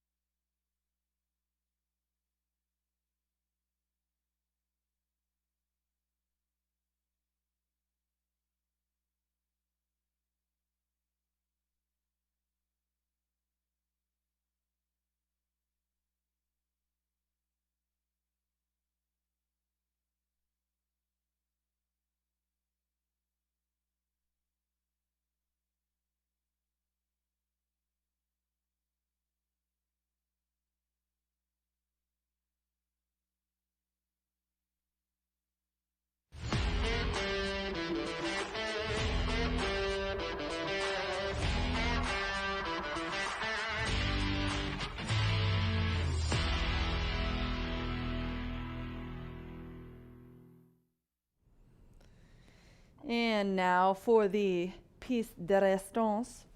I think the best part is this vest. Look at it. I don't know if you guys can tell, but it's the crisscross pleated.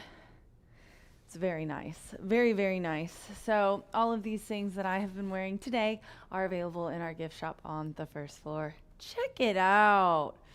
In the 6th race today, it is an Indiana bred 3-year-old and up allowance. They're going to go 6 furlongs in here. No scratches. Behind me will ride the 5. And I made the 5 my top selection. I think that there's a lot of early pace in this race, which might set up for, I thought, maybe a closer, but there's really not a whole ton of closing pace. I mean, there is some, but I do think a tracking, the numbers on the late pace really aren't that great. Like Einstein's Ghost, the 4, definitely has some kick to close. But a 78 is good. I'm looking for something else. I think that maybe a horse that can sit right off the pace, kind of track it, is going to be more dangerous here. And that's what I found with the 5, Honorable Discharge. Jaime Torres, as I said, is up. Matt Shire is the trainer. This one was bred by Donna Martin, and 10 Strike Racing owns with Jerry Sussman and Richard Dunn. A 4-year-old colt by Army Mule. Really nice maiden breakout for last time, April 21st. Looked classy in there. Ended up winning by 3. This is first time with winners, but I think his running style is really going to pay off. Now the ones with the early pace numbers are the 1 and the 2. The 1 is the favorite right now at 2-1. Tap it in. Little bit of a Happy Gilmore reference, maybe. Go to your home. Tap it in. Tim Eggleston, 4-year-old gelding. Mitchell Merle, up for Tim. Obviously high percentage together. This horse is second off the layoff. Has an early time form speed figure of 104. Ran second versus similar in the last 2 races. Won at Turfway, which was a Polly claiming 30, and then came here and made 12th and an allowance and went second in there as well. And as I said, they're a hot combo together, Mitch and Tim, 4 of 6. And then I'm going to round it out with the 2, Conference Calling. And this one had a really nice speed figure last time of 83. But what I like about this one is also the early pace number of 102. I think these 2 are going to send it, and then I think my 5 is going to come along, make a little move, and get out of there. This horse hasn't raced since last August, though. Why didn't he race the rest of the year? Not sure. We're going to find out today how he's doing. But it is first out for 2026, and I thought that was the one that we could stick in for our try, sitting on the board at 5-1. We're 10 minutes to post. I've got 5-1-2 here in the 6th race. I'm looking for an honorable discharge, sir. Good luck.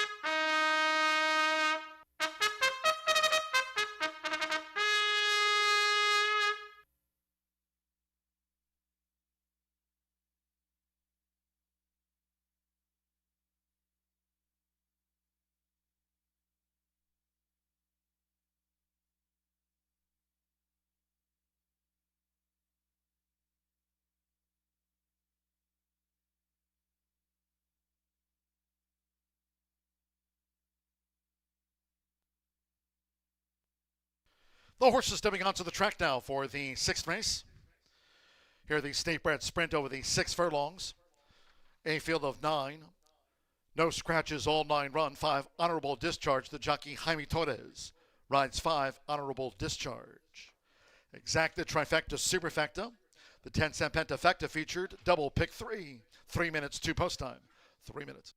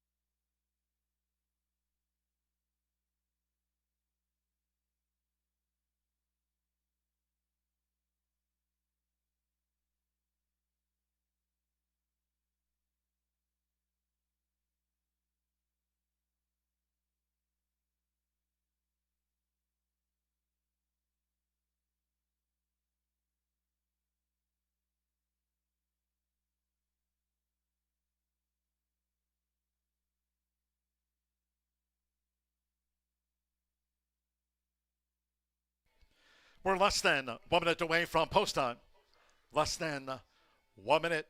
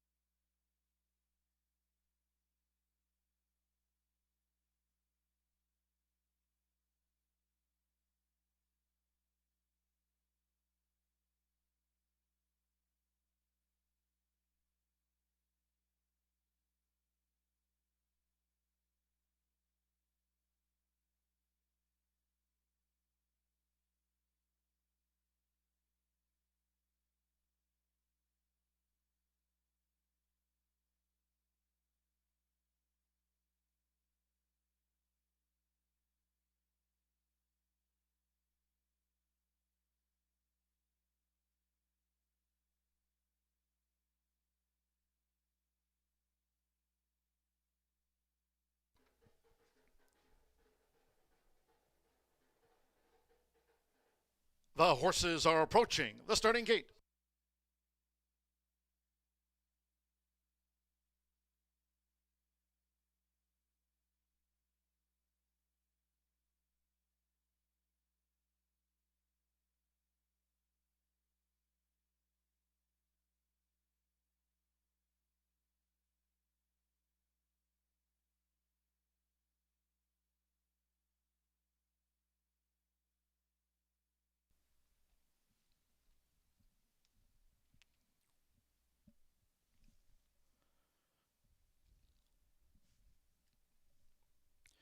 The horses have reached the starting gate. It is now post time. They're going in. Mitchell Morrow with tap, tap, tap it in. Jaime Torres, honorable discharge, has joined tap, tap, tap it in. Summer Pauly, Dowie, the next Indiana bred to move into the starting gate. Conference calling, like tap, tap, tap it in, both for Tim Eggleston.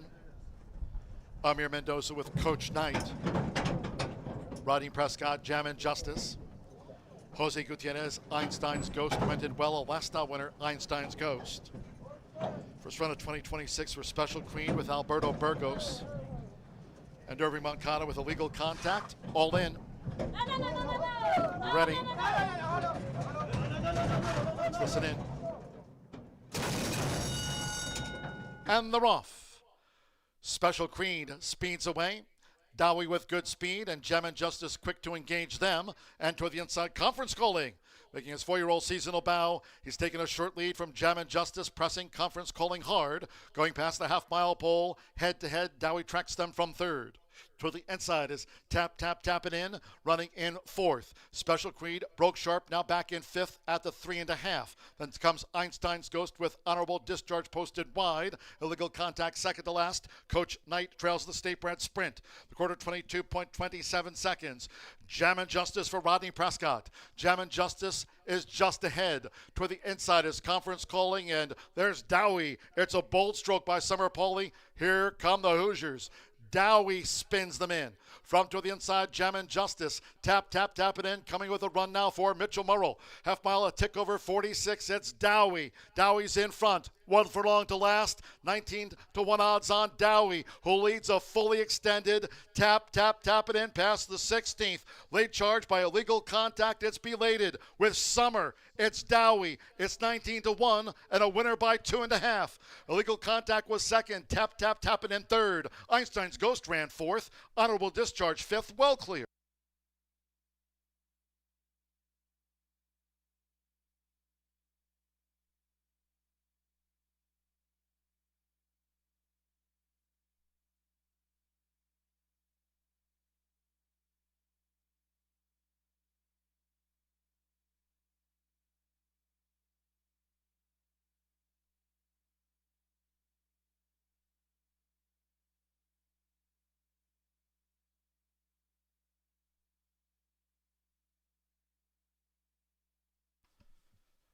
One 12.41 after the state bred sprint.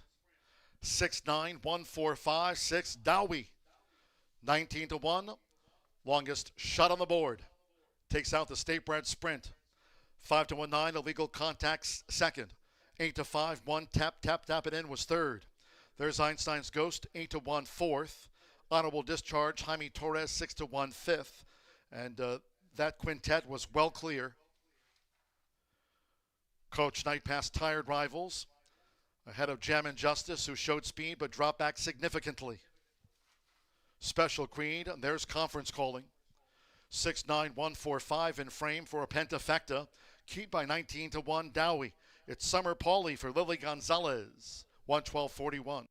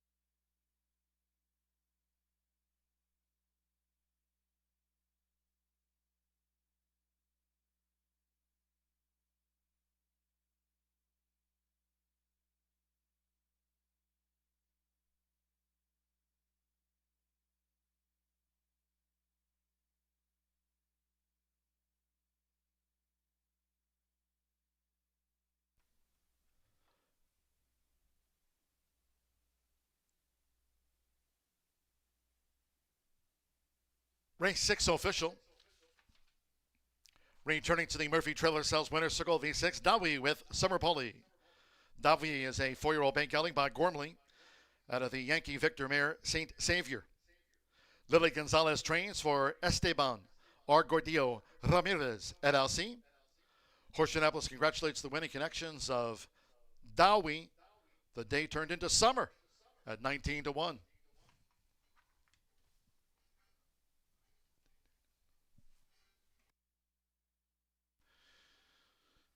Results in official, 6-9 exacta paid $259.40. 50-cent trifecta, 6-9 won, and even $230. Honorable discharge was 5th for the 10-cent pentafecta featured. 6-9-1-4-5 after the dash, $1,944.39. 2 and 6 double paid $205.60. Einstein's Ghost ran 4th. 10-cent superfecta up $240.66. And the 50-cent pick 3 capped off by Davi, $342.60. All 9 face starter Oscar kilos, 112.41.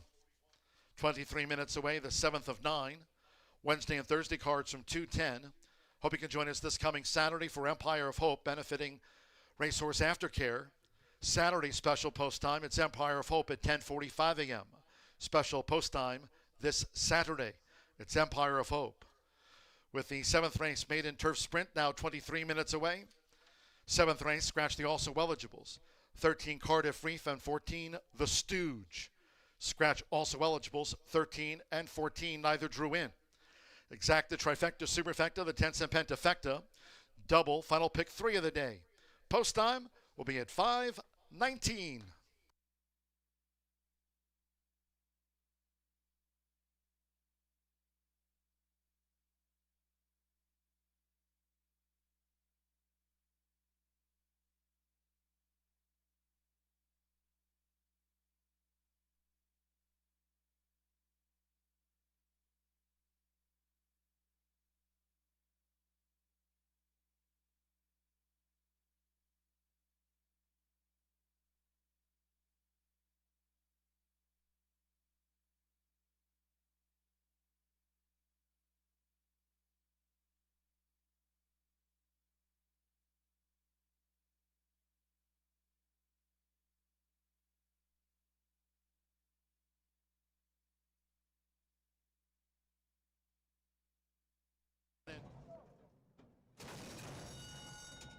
And they're off. Special Creed speeds away. Dowie with good speed, and Gem and Justice quick to engage them. And toward the inside, Conference calling. Making his 4-year-old seasonal bow. He's taken a short lead from Gem and Justice, pressing Conference calling hard. Going past the half-mile pole, head-to-head, Dowie tracks them from 3rd. Toward the inside is Tap, Tap, Tap It In, running in 4th. Special Creed broke sharp, now back in 5th at the 3.5. Then comes Einstein's Ghost with honorable discharge posted wide. Illegal contact second to last. Coach Knight trails the State Bred Sprint. The quarter 22.27 seconds. Jam and Justice for Rodney Prescott.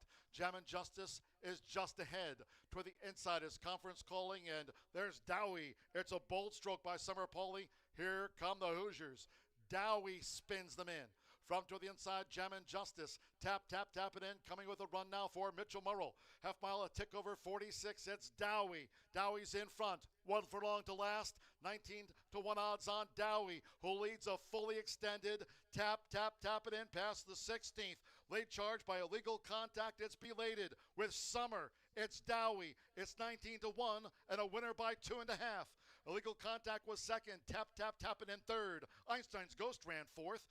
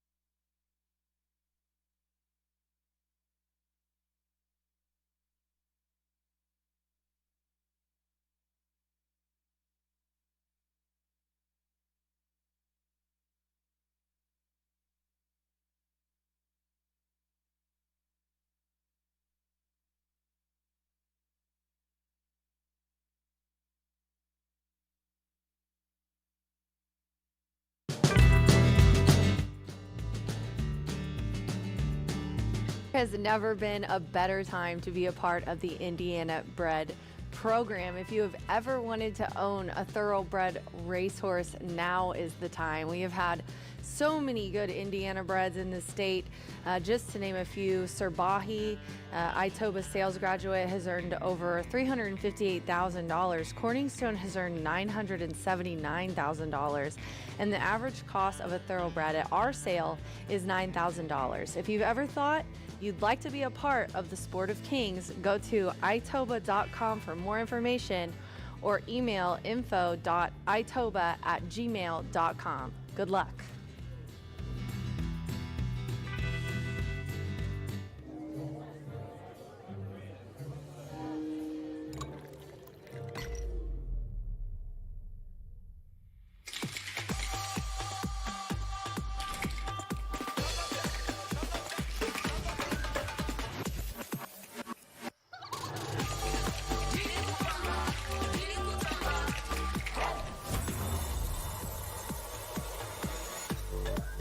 Tequila Herradura. Extraordinary awaits.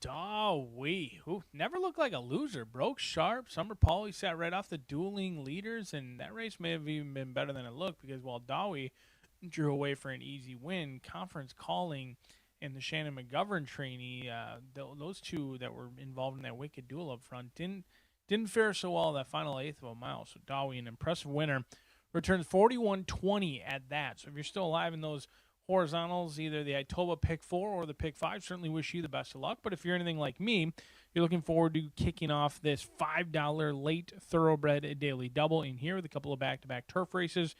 5 furlongs going to be the distance stretch. Your outside runners 13 and 14 still leaves us a full starting gate at 12. Set to go 5 furlongs in here. Let's take a look at this field. I fell into the favorite, and it looks like many other people did as well. For Cherie DeVaux, Axel Concepcion, Voracious, 3-year-old filly by Code of Honor, who, fortunately enough, been able to watch some of those workouts over at Churchill Downs. They are good, however, a little bit cautious, a little bit headstrong, kind of maybe pulls a little bit, which is somewhat unique because last race came from the back of the pack trying to close into it. First race broke sharply, was in between horses, showed good speed, has taken some wagering action in both the pools on debut back before Christmas at the fairgrounds, went off at just below 3-1 in a 10-horse field, and then actually went off favored shortly thereafter, after Valentine's Day in February, was favored just above 2-1 in what was a very live race with Clawless Brit going back-to-back. And this one was off slow, unlike the debut, learned a new dimension, really closed willingly from off the pace. Now has been headstrong in those works, should be fresh today. I expect them to break sharp, try and take them as far as they can, but there is other speed in here, so Axel Concepcion going to have to decide what he wants to do. Now he's favorably drawn to the outside, which is always a good sign. There's just not much value here for Voracious. Like this horse at 3-1, should have known with Cherie DeVaux, your Kentucky Derby winning trainer who's gearing up for a nice run at Saratoga, that this horse was not going to be near 3-1. Don't think there's much value at 6-5. Like this horse a lot better, closer to that 2-1, 5-2 range, but I don't think we're going to get that today. So let's take a look at some other horses that are presenting more value with West of Lex. John Service, Jaime Torres teaming up in here. Not household names by any means here at Horseshoe Indianapolis, but Jaime Torres winning at 43%. He'd be best served to move his tack over here entirely if he continues to win at that unbelievable rate. In fact, he's 5 for 7 in the top 3 wins from 7 starts so far. This will be John Service's first start here of the season at Horseshoe Indianapolis. West of Lex ships in off of a 7-furlong race on the dirt over at Churchill Downs. Showed speed, and boy, did she show speed. She went awfully quick. There was no way that they were going to see out that 7-furlong distance after going 22-1 and then right into 44-4, dueling, albeit. So this is a horse who went blazing fast, cutting back from 7 furlongs to 5 furlongs. Now tries the turf. I view the synthetic very similarly to the turf, and this one is proven to handle the synthetic, not so much the turf yet because she's never tried the turf. She is by Classy Dame, who tried the turf twice in her career, didn't hit the board, and she's produced a couple of turf winners, some horses that have had some moderate success, including Classy War on the turf, as well as After 8, who did win once in 3 starts. So there's some turf breeding there for West of Lex.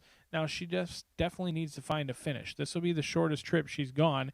She did debut going 6 furlongs. They went 1 mile at Turfway this winter, and then 7 furlongs both at Keeneland and Churchill. So she's got a couple of things going her way. She's got class relief, cutting back, but she needs to find a finish. Speed hasn't been her issue. In fact, nearly in every race she's been contesting for the lead, turning for home.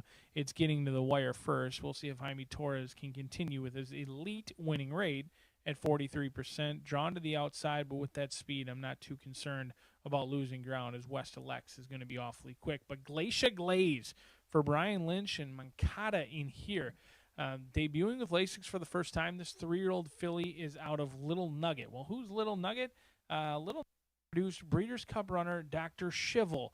The owners of this one also own Karotari, another very, very nice horse as well. So Little Nugget, she's done awesome as a brood mare. She made $66,000 on the racetrack. She produced Dr. Shivel, who banked over $1.3 million, ran in that 2023 Breeders' Cup Sprint actually went off at about 6-1. Just kind of a monster on the racetrack. But Dr. Schivel's main success all came on the dirt. Never tried the turf. So it's somewhat unique in here that this horse has been training over the dirt. Maybe they haven't really liked what they saw over the dirt or whatnot. I thought the works were just okay for Glacier Glaze. Maybe 5 furlongs might be a little bit short for this one. I know Violence has produced about 12% turf sprint winners right around that range. So could be any sort in here, but you don't want to get knocked out by a Brian Lynch first-time starter who's a half to a Breeders' Cup runner as well. 5-1, taking some action, cut in half off that 10-1 morning line, but an awesome betting race in here, and we are excited to roll out, and just like we do each and every day, 15% takeout on the $5 double. We've got back-to-back turf races coming at you next.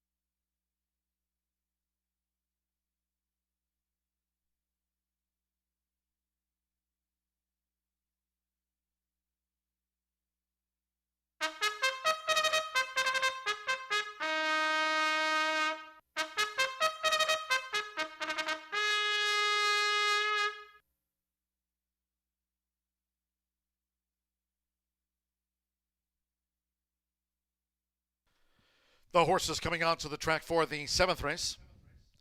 Maiden Fillies Turf Sprint over the 5 furlongs. A field of 12. Scratch the also eligibles 13 Cardiff Reef and 14 The Stooge. Scratch any Ease 13 and the number 14 from the race card.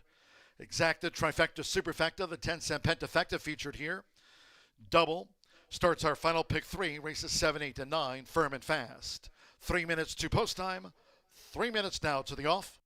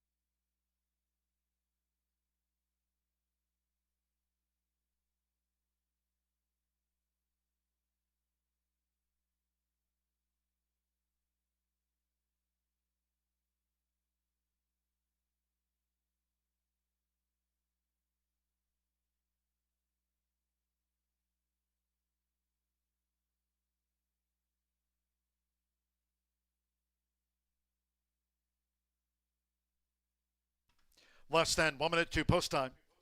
Less than a minute.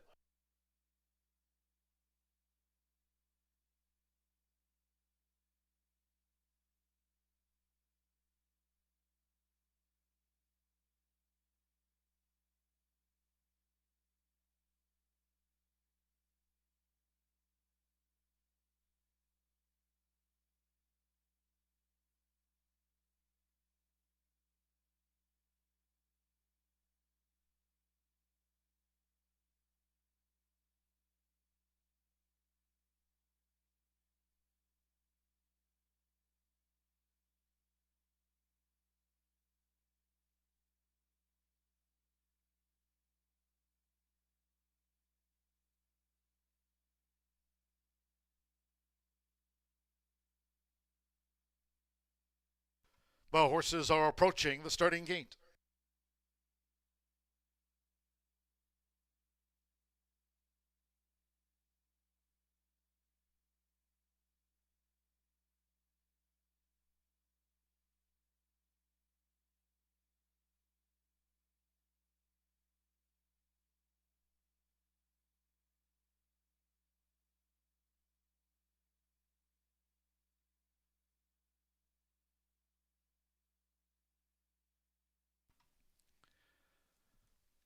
Crossing over to the turf course here at Horseshoe Indianapolis.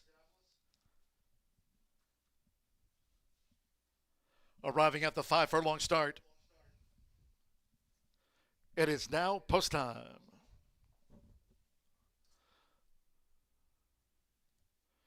They're going in Alexander Crispin with Nanzig. Keith Asmussen, Just One Kiss. Taking her position within the starting gate. Now Voracious. Axel Concepcion for Cherie DeVoe. Voracious in. Princess Huxley. Celino Pedrosa Jr. on the Tuesday score sheet. Loading up Evan Roman. CV Holly drew post 9. Jan Hernandez with Lindy Can. Fernando de la Cruz, Princess Julie. Facing up to the starting gate. Loading well underway. Corsair Firm. Sam Ramirez with Legit Chick. Irving Moncada, Glacia Glaze. Bourbon and Spicy will be a double on the day for Summer Poli.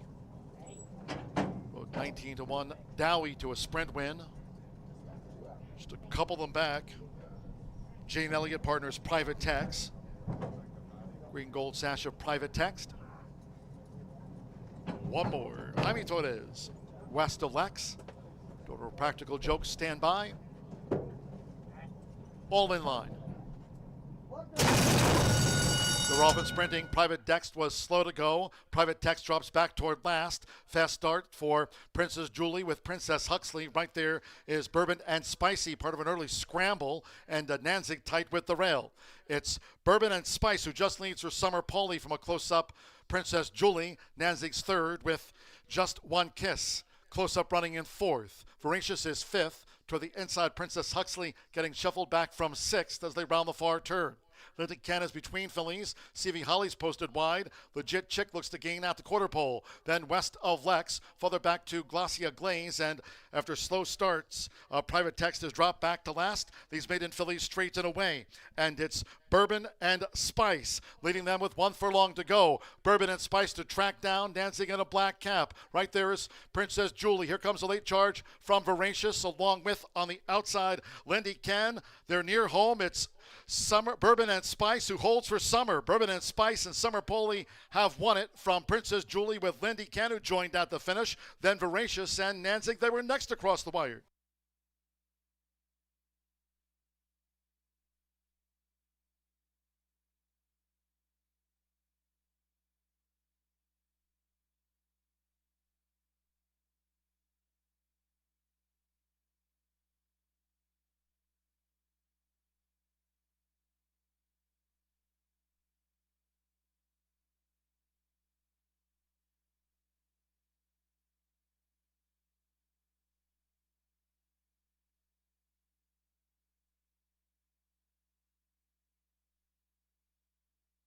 .56.95 after the maiden filly sprint. 56.95, 5-10, 3-8-1-5. Bourbon and Spice. 5-2 first, holds 10. Princess Julie 20-1 second, 3. Lindy Can third, 8. Voracious fourth, and 1 Nancy was fifth. 12 faced the starter. 5-2. Co-favorite takes out the maiden Phillies Turf Sprint. It's a double on the card for Summer Pauly. Ab Moger Jr., the Anthony's Cross filly, Bourbon and Spice, off the market, her 4th career run.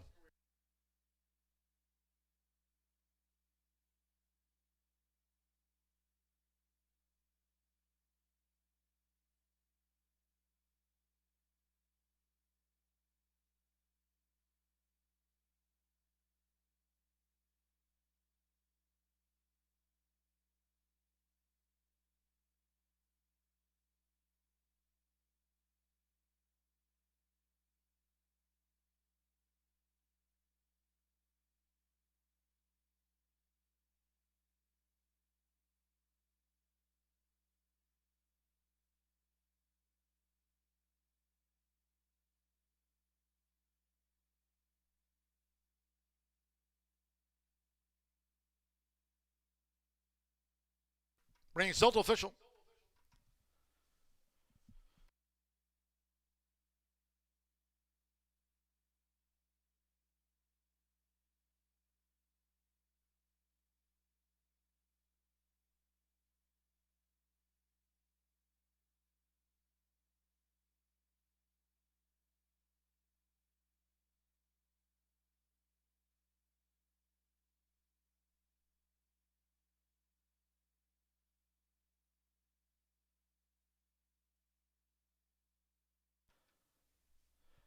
Returning to the Murphy Trailer Sales winner's circle, number 5, Bourbon and Spice with Summer Pauly riding double.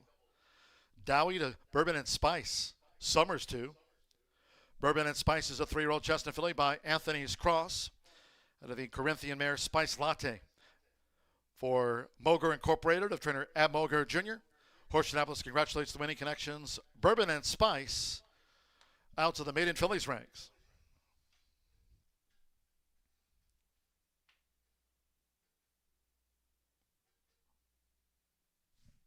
$5.10 exacta paid $145. Nanzig was 5th. The 10-cent Pentafecta paid $642.22. 50-cent pick 3, 265, 940, 680. Capped off by Bourbon and Spice with Summer. 510, 381. 56.95. 50-cent trifecta, $160.75. The 6.5 Summer Pauly double, $379.40, and the 10-cent superfecta paid $158.27. Voracious was 4th, Nanzig 5th. 12 ran, 56.95 after the running of race 7. Couple more to go. Race 8, and the maiden turf scratched the 7 Mush Carry and 9 Damon Runyon. Scratch 7 and the number 9.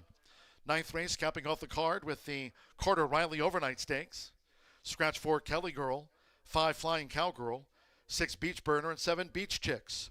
9th race, noting for those placing advanced wagers, there'll be no 10-cent quarter horse. Grand High Five, no Pentafecta featured on the Carter Riley. Scratch 4, 5, 6, and 7. 4 scratches from the stakes. Post time for the 8th race maiden turf will be at 5:51 now.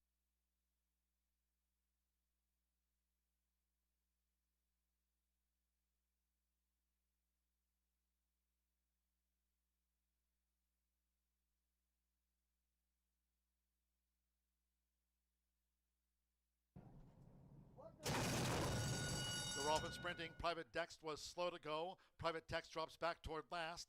Fast start for Princess Julie with Princess Huxley. Right there is Bourbon and Spicy, part of an early scramble, and Nanzig tight with the rail. It's Bourbon and Spice who just leads her Summer Pauly from a close-up. Princess Julie, Nanzig's 3rd with Just One Kiss. Close-up running in 4th. Voracious is 5th. Toward the inside, Princess Huxley getting shuffled back from 6th as they round the far turn. Linton Ken is between fillies. CV Holly's posted wide. Legit Chick looks to gain at the quarter pole. Then west of Lex, further back to Glacia Glaze, and after slow starts, Private Text has dropped back to last. These maiden fillies straight and away, and it's Bourbon and Spice leading them with 1 furlong to go. Bourbon and Spice to track down, dancing in a black cap. Right there is Princess Julie. Here comes a late charge from Voracious, along with on the outside Lindy Ken. They're near home. It's Bourbon and Spice who holds for Summer. Bourbon and Spice and Summer Poley have won it from Princess Julie with Lindy Ken.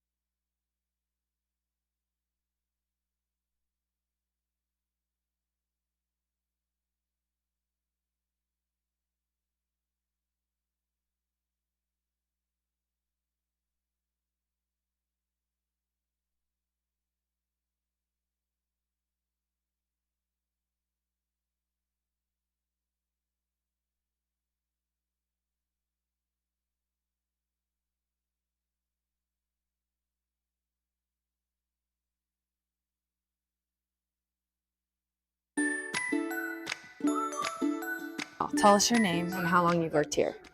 Bill Jackson, been here forever and a day. Tell everybody what your job is. I'm the site supervisor for International Sound. And what's your favorite part of your job other than me? Everything. It's so much fun. I get to go to the races every day. This is, I don't like to play favorites, but tell everybody your name Tim DeWitt, and tell everyone how long you've worked here. 2004. Longer than me. And what is your title? Racing Operations Manager. And what is your favorite part of your job besides me? I love my job every day. You have tons of different things that you have to do. You probably can't pick one. I can't. I love them all. He is literally runs around. If you need anything, Tim DeWitt right here, MVP. Tell us your name Eric, and what is your title here? General Manager. What is your favorite part of your job besides me, obviously? Your daughter, Ray. My name is Ray. And what's your position here at Horseshoe Indy? I'm racing Rachel's daughter. And how long have you worked here? Since birth. You want first say my last name? Scott Piney, And tell us what your position is here at the track. Associate Steward. And other than me, what's your favorite part of your job?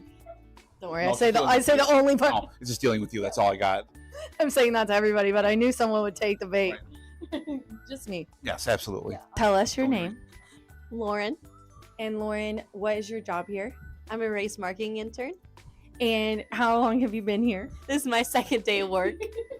And based off those very small numbers, what is your favorite part of your job so far? I like going out to get headshots of the jockeys at the jockeys' quarters.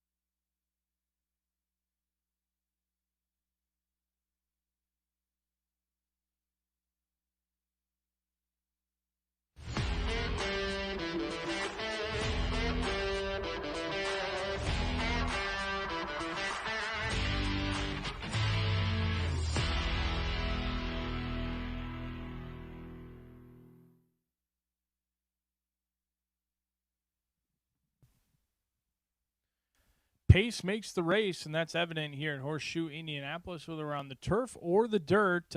Pace certainly can yield benefits, as does Sophie Doyle. Not Sophie Doyle. What am I speaking of? Looks like Sophie Doyle on the racehorse, but it's Summer Pauly who's been dominant here at Horseshoe Indianapolis. Both names, first names start with S, and I'm sure Summer Pauly would love it to get the career earnings of Sophie Doyle someday with a lengthy career for Summer Pauly. You get a riding double in race number 7. Another win potentially in race 8 here at Horseshoe Indianapolis. Upcoming scratch number 7 and 9, Mush Carey, and number 9, Damon Rumyan out of this event. We're going to stretch it out this time. 5 furlongs last race, a mile and a 16th. This race, we got a couple of first-time starters mixed in with some horses with experience.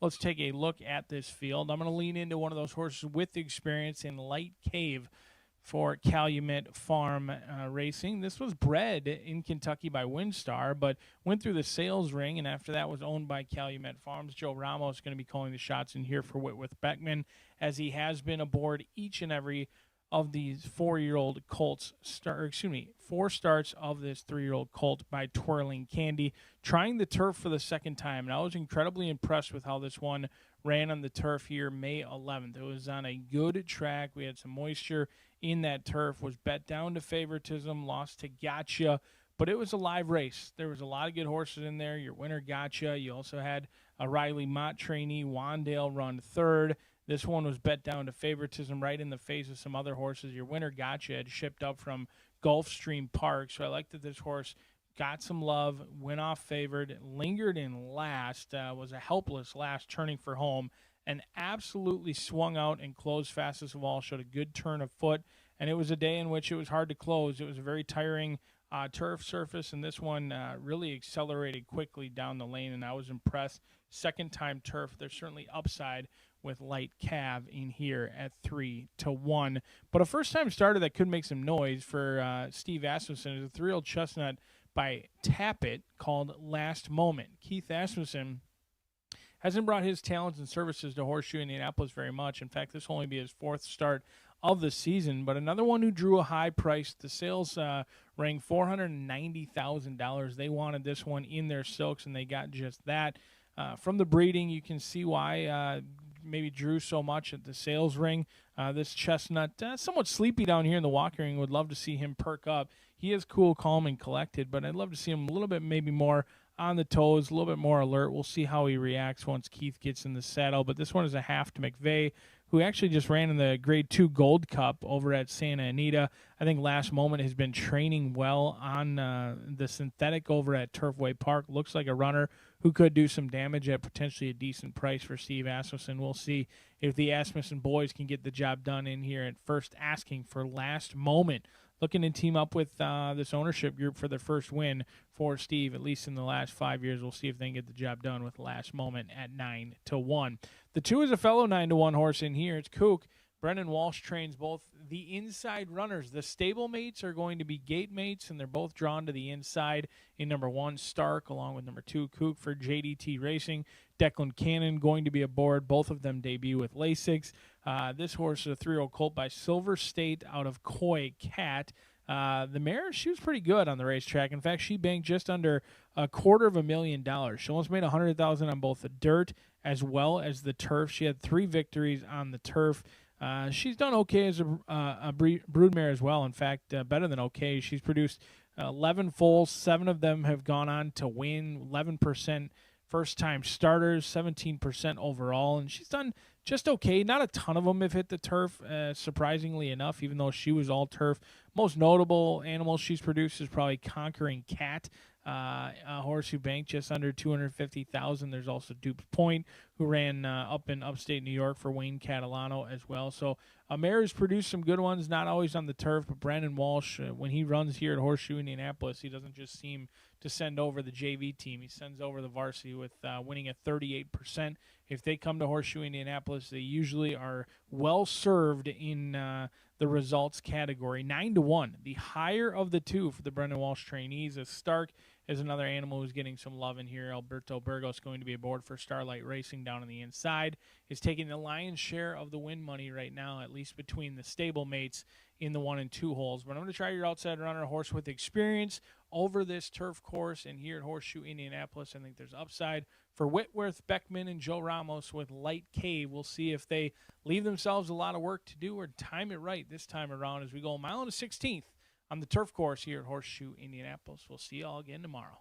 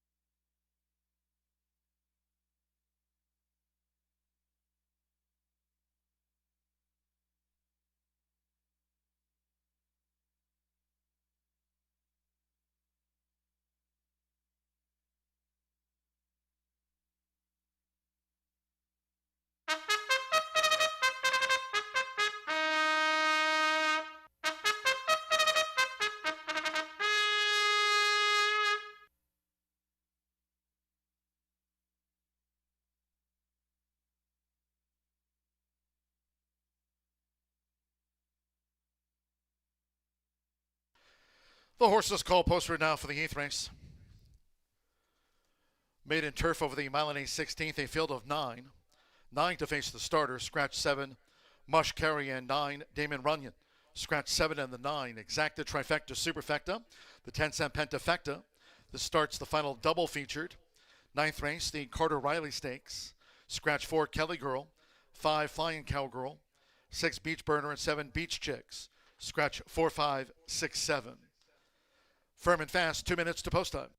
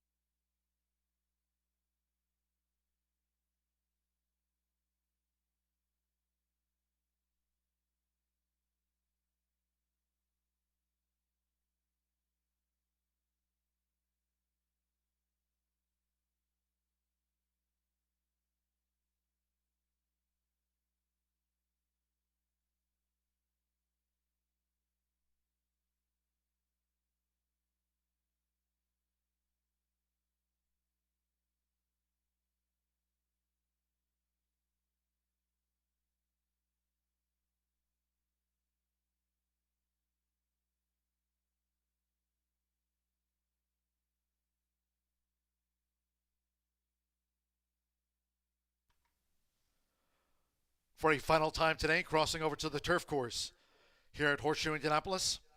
Here for the maiden. Fast main track for the Carter Riley Overnight Stakes to cap off the card.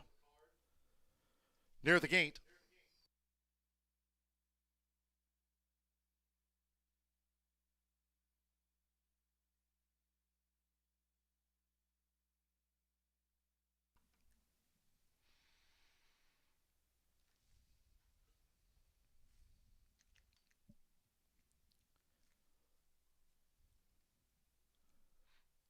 The horses have reached the starting gate. It is now post time. Alberto Burgos with Stark.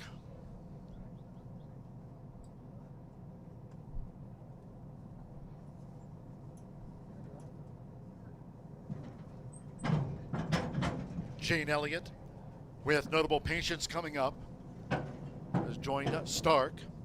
Declan Cannon, Kush like Stark, both for Brendan Walsh. Kush loaded.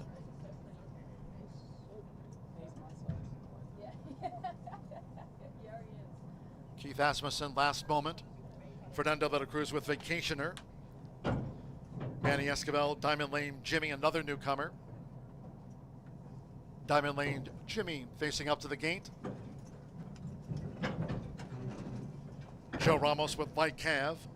Diamond Lane Jimmy loaded. Southern Soul. Summer Pauly with a couple of wins on the card. Here over the Milanese 16, so stand by one more. 3-time started Terre Haute.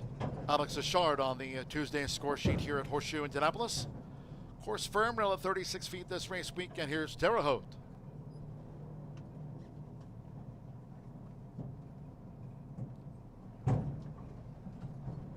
They're in the gate. And they're off.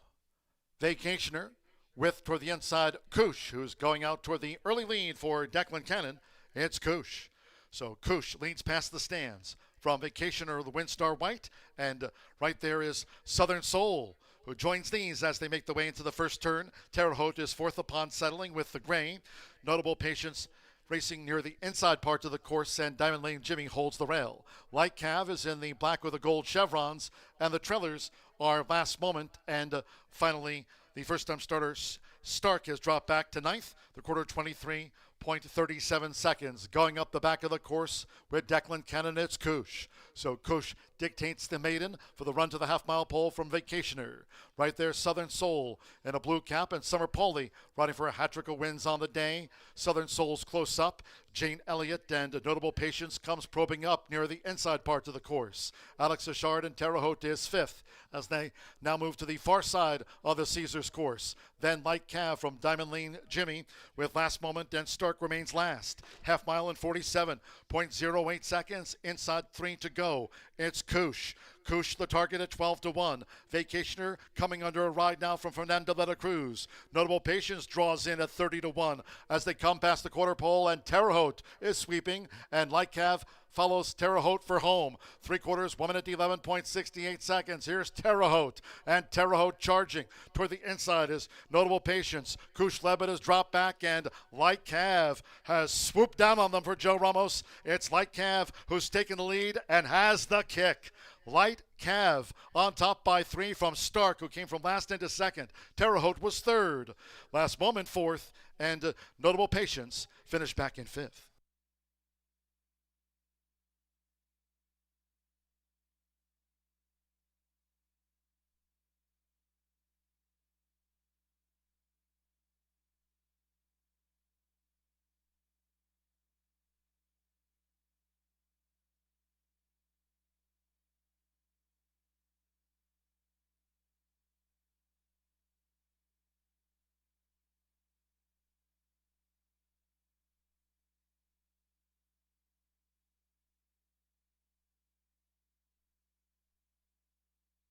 .142.64 after the maiden turf.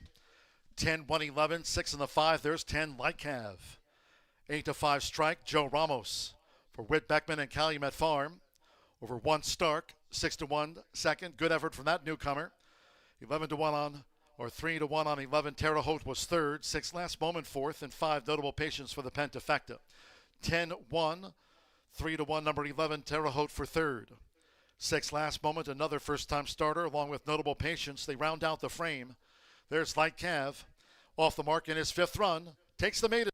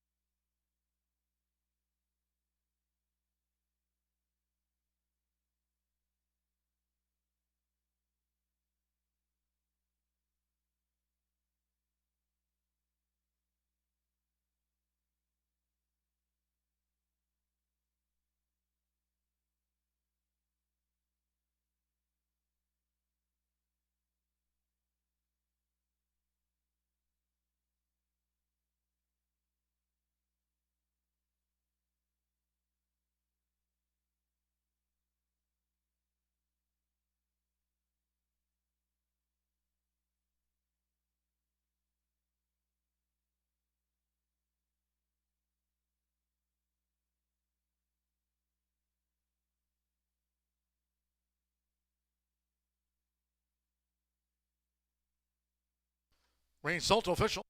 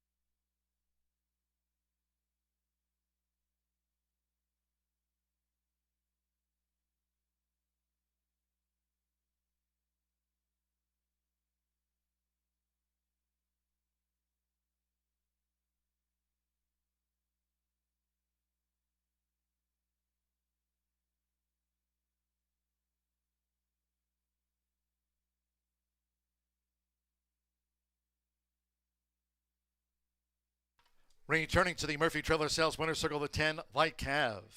Joe Ramos with a black rally cap on. Light Cav is a 3-year-old dark bear brown colt. By Twirling Candy out of Light and Variable by Tisno. Whit Beckman trains for Brad Kelly's Calumet Farm, black with the gold chevrons. Horseshoe Indianapolis congratulates the winning connections of Light Cav out to the maiden ranks today.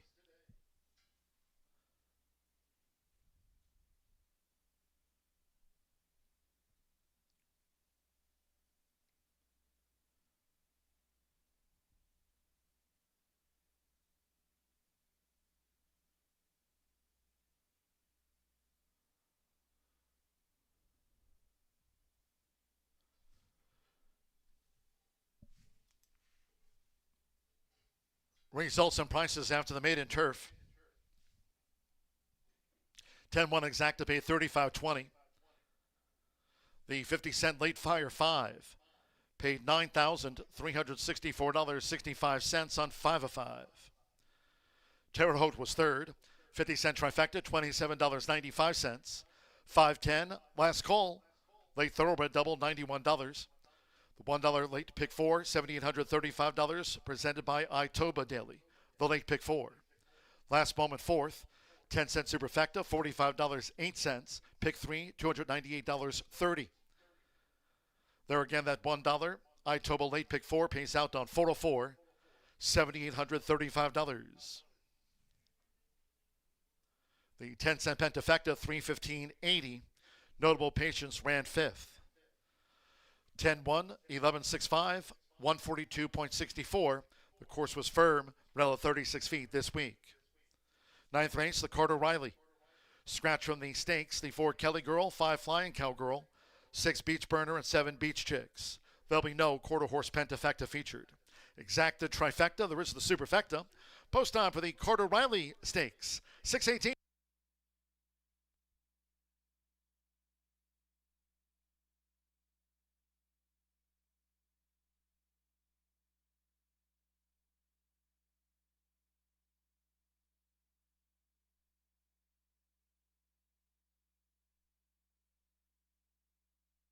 They're in the gate. And they're off. Vacationer with toward the inside Koosh, who's going out toward the early lead for Declan Cannon. It's Koosh. So Koosh leads past the stands from Vacationer, the Windstar White, and right there is Southern Soul, who joins these as they make the way into the first turn. Terre Haute is fourth upon settling with the gray. Notable Patience racing near the inside part of the course, and Diamond Lane Jimmy holds the rail. Light Cav is in the black with the gold chevrons, and the trailers are Last Moment, and finally the first-time starter Stark has dropped back to ninth, the quarter 23.37 seconds. Going up the back of the course with Declan Cannon, it's Koosh. So Koosh dictates the maiden for the run to the half-mile pole from Vacationer. Right there, Southern Soul in a blue cap, and Summer Pauly riding for a hat-trick of wins on the day. Southern Soul's close up. Jane Elliott and Notable Patience comes probing up near the inside part of the course. Alex Achard and Terre Haute is fifth as they now move to the far side of the Caesars course. Then Light Cav from Diamond Lane Jimmy with Last Moment, and Stark remains last. Half mile in 47.08 seconds. Inside 3 to go. It's Koosh.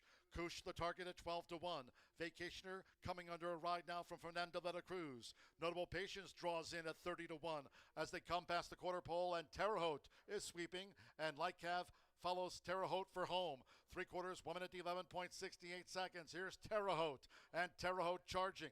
Toward the inside is Notable Patience. Koosh Levitt has dropped back, and Light Cav has swooped down on them for Joe Ramos. It's Light Cav who's taken the lead and has the kick. Light Cav on top by 3 from Stark, who came from last into second. Terre Haute was third. Last Moment fourth. They're in the gate.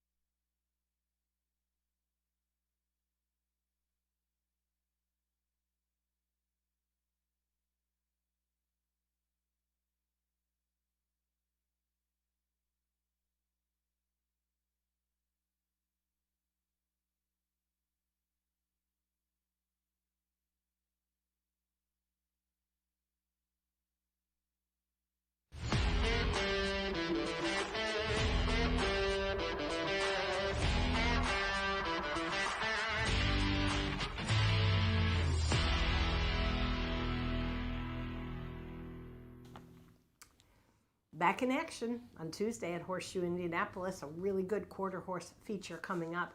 But first, I just wanted to send a shout out to the terrific performances by humans and their quarter horse connections last Saturday. It was our first all quarter horse day at Horseshoe Indianapolis, 13 incredible races. Of course, we'll start with Tim Eggleston, who qualified 4 3-year-olds for the upcoming QHRAI Derby. We're going to hold that final here on April 18th. Boy, there were some nice ones in that. And then kudos to Claudio Barazza and CV Denali. She was not the fastest qualifier. She was the second fastest qualifier, but was completely sensational in winning the Harley Green Derby. That was something. And then to round out the card, it was the Born Runner Classic with the 1-2 punch from Ricardo Martinez. Of course, Tatcha's Secret added to her $500,000 earnings. She is a win machine. She beats the boys, and her stablemate, Natural Secret, didn't do too badly either. So real exciting day for us. Congratulations to all.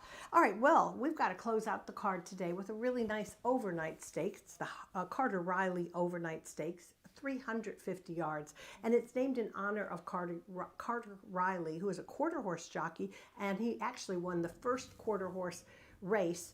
At the time, it was at Hoosier Park, not here, aboard Easy's Night Beat. That was in 1997. And he continues to be very involved in the industry, training both thoroughbreds and quarter horses. So congratulations on having a stakes named in your honor. And boy, we got a really good field coming up in this. There were scratches of 4 runners, the 4, 5, 6, 7. And the reason probably for that was the top choice in this race, and that's number 1, Mr. Michael. Already an Indiana legend, no doubt, for breeder Mark Michael and trainer Claudio Barazza. He's a son of Kiss My Hawks. He has been on fire since he made his 2-year-old debut here and has been a stakes winner every year, 2, 3, 4 older horse. Now he's 7, and he's one to watch because he's so good here. He's basically had 17 victories in 32 starts, the all-time leading quarter horse earner with over 737 banked so far. So good luck to them. He actually won this race in 2024. He shows up for pretty much everything. So good luck to them. Next for me, number 2, After School, ran second in this feature last year for conditioner Hector Sanchez. He's a California-bred son of Kitty Up, and he's been real consistent at Horseshoe Indy. He's hit the board in 9 of 11 starts here. Note that the second Sanchez trainee, number 3, Famous Lollipop, was the actual upset winner of this last year. I didn't put him in my top selections because he kind of tailed off, but check him out in the paddock, and if you like him, throw him into your wagers. We'll go next to number 10. This is the one, a 4-year-old son of One Dashing Eagle, owned and bred by the Tennessee native Casey Caldwell. He's been in the barn of Tony Cunningham, who's done really well with him. He seems to always outrun his odds, so, you know, don't pay attention to that because he just seems like to thrive at the last minute. And furthermore, Tony will utilize the flipping halter, maybe just give him a little more focus and security in the starting gate, and Danny Martinez will be up. And last but not least, number 8, TW Trump's Secret makes his first appearance of 2026 for owner-breeder Tom Wiley and trainer Natasha Perez. This is a gelding, sired by Mr. Apolitical Dash, qualified for 2 futurities 2 years ago, 2 derbies last year. He's making his debut, and don't count him out. So 1, 2, 8, 10, 1, 2, 10, 8. How's that? And good luck to all. We'll see you back tomorrow and Thursday for more live racing, and of course Saturday, special Belmont Day live racing card here starting at 10:45 a.m.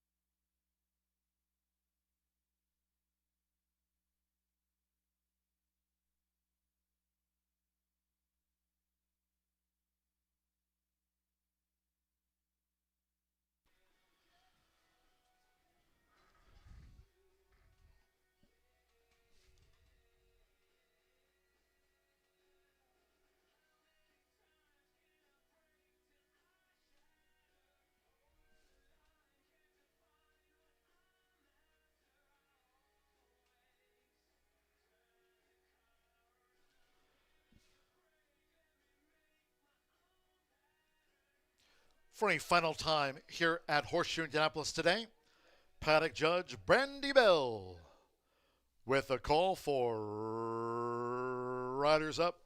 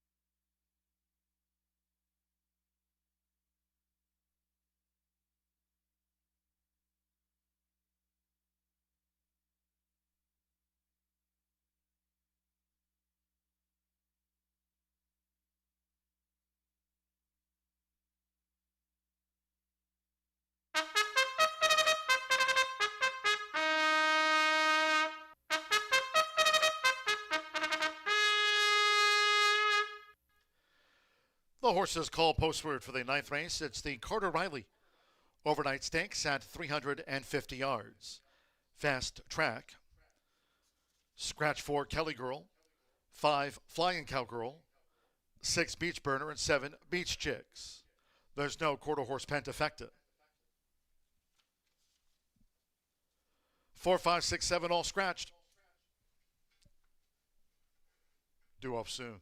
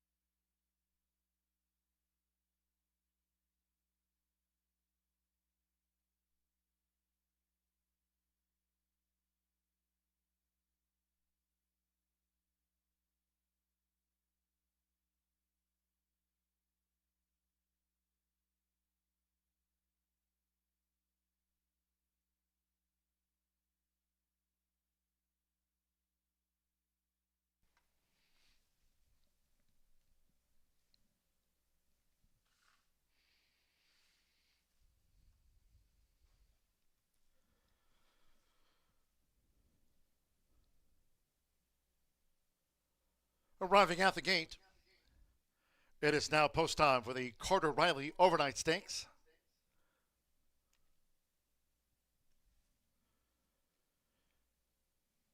Mr. Michael uses a flipping halter. The earner of over $737,000. Mr. Michael, Edgar Diaz for Claudio Barraza. Alberto Serran with After School has joined Mr. Michael. Francisco Quintero with Famous Lollipop. Yellow and blue chevrons went in well. Famous Lollipop. Diego Bocanegro with TW Trump's Secrets uses a flipping halter. 350 yards. Fast track with a crosswind.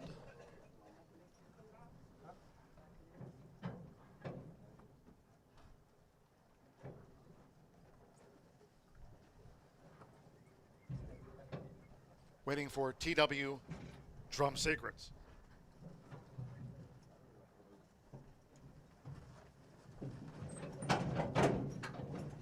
Flipping halter, TW Trump's Secrets over the 350, just a couple of them back. Danny Martinez, this is the one, uses a flipping halter. Second to last to move into the starting gate. And Giovanni Vasquez Gomez with Apolitical Wagon. Wednesday post time, 2:10 p.m. Eastern. Here comes the last of the day. All in. Off from the Carter Riley Overnight Stakes. TW Trump Secret sharply away. After School, Mr. Michael near the rail. 220 yards to go. With Famous Lollipop, Apolitical Wagon, and over here on the stand side, this is the one. It's Mr. Michael. Mr. Michael, TW Trump Secrets with Edgar Diaz. Mr. Michael, it's an 18th career win. Mr. Michael fends off TW Trump Secrets with Apolitical Wagon. After School, Famous Lollipop. This is the one to close out Tuesday's card. He was 1-5. Mr. Michael's won it.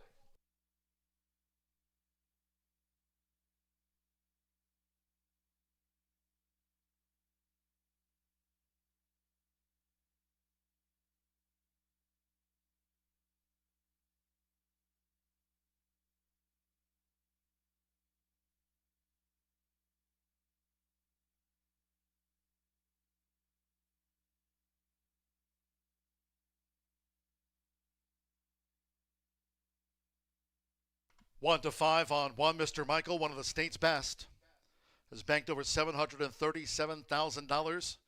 Adds more to it today over TW Trump Secrets, Apolitical Wagon, After School. This is the one. Famous Lollipop.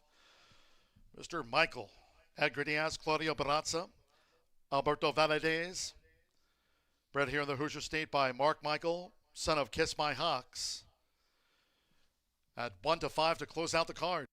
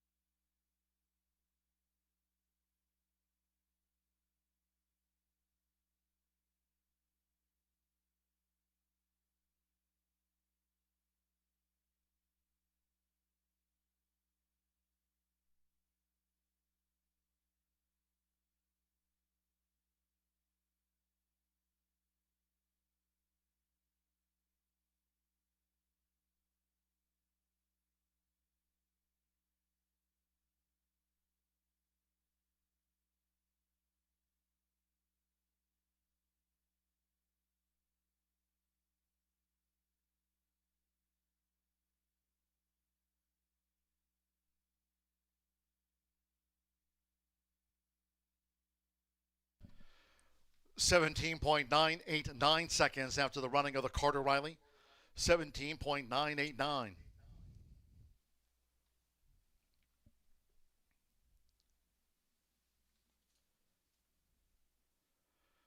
We had an all-quarter horse card here on Saturday. Featured the running of the Harley Green Derby won by C.V. Denali. And Tasha's Secret making her first run of the year. Becoming one of the all-time top quarter horse distaffers here in the history of the Hoosier State.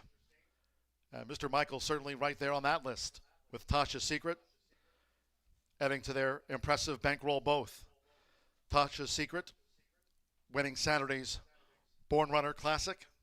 And here Mr. Michael in the Carter Riley Overnight Stakes with Edgar Diaz. 17.989. Mr. Michael, a 7-year-old Sorrel gelding by Kiss My Hawks. Out of the Like Nothing You Ever Saw mare, Love Me Like That. Claudio Barazza trains for Alberto Valadez. Now an 18-time winner and adds to his impressive $737,400 plus bankroll. It's official. Horseshoe Indianapolis congratulates the winning connections of Mr. Michael. Takes out the Carter Riley Overnight Stakes.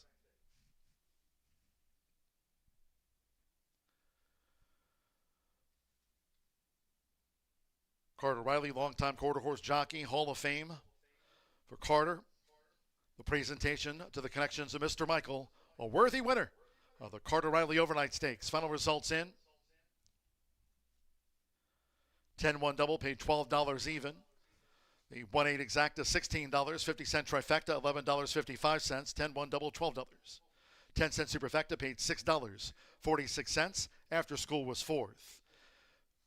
Final pick 3 of the day, capped off by Mr. Michael, $16.75, 17.989. Winner's presentation to the connections of Mr. Michael, winning the Carter Riley Overnight Stakes of 2026. Congratulations to all.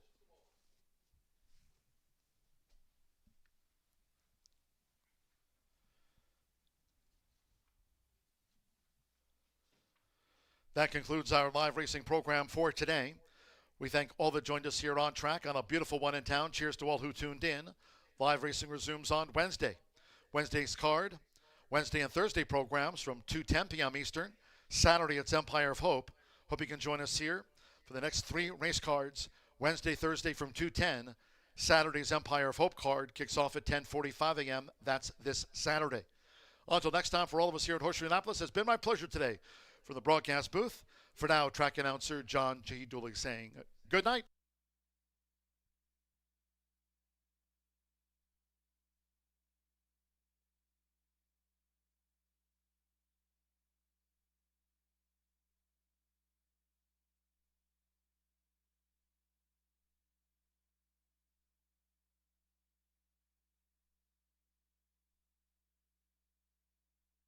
All in. All from the Carter Riley Overnight Stakes. TW Trump Secret sharply away. After school, Mr. Michael near the rail. 220 yards to go with famous Lollipop, Apolitical Wagon. And over here on the stand side, this is the one. It's Mr. Michael. Mr. Michael, TW Trump Secrets with Edgar Diaz. Mr. Michael, it's an 18th career win. Mr. Michael fends off TW Trump Secrets with All In.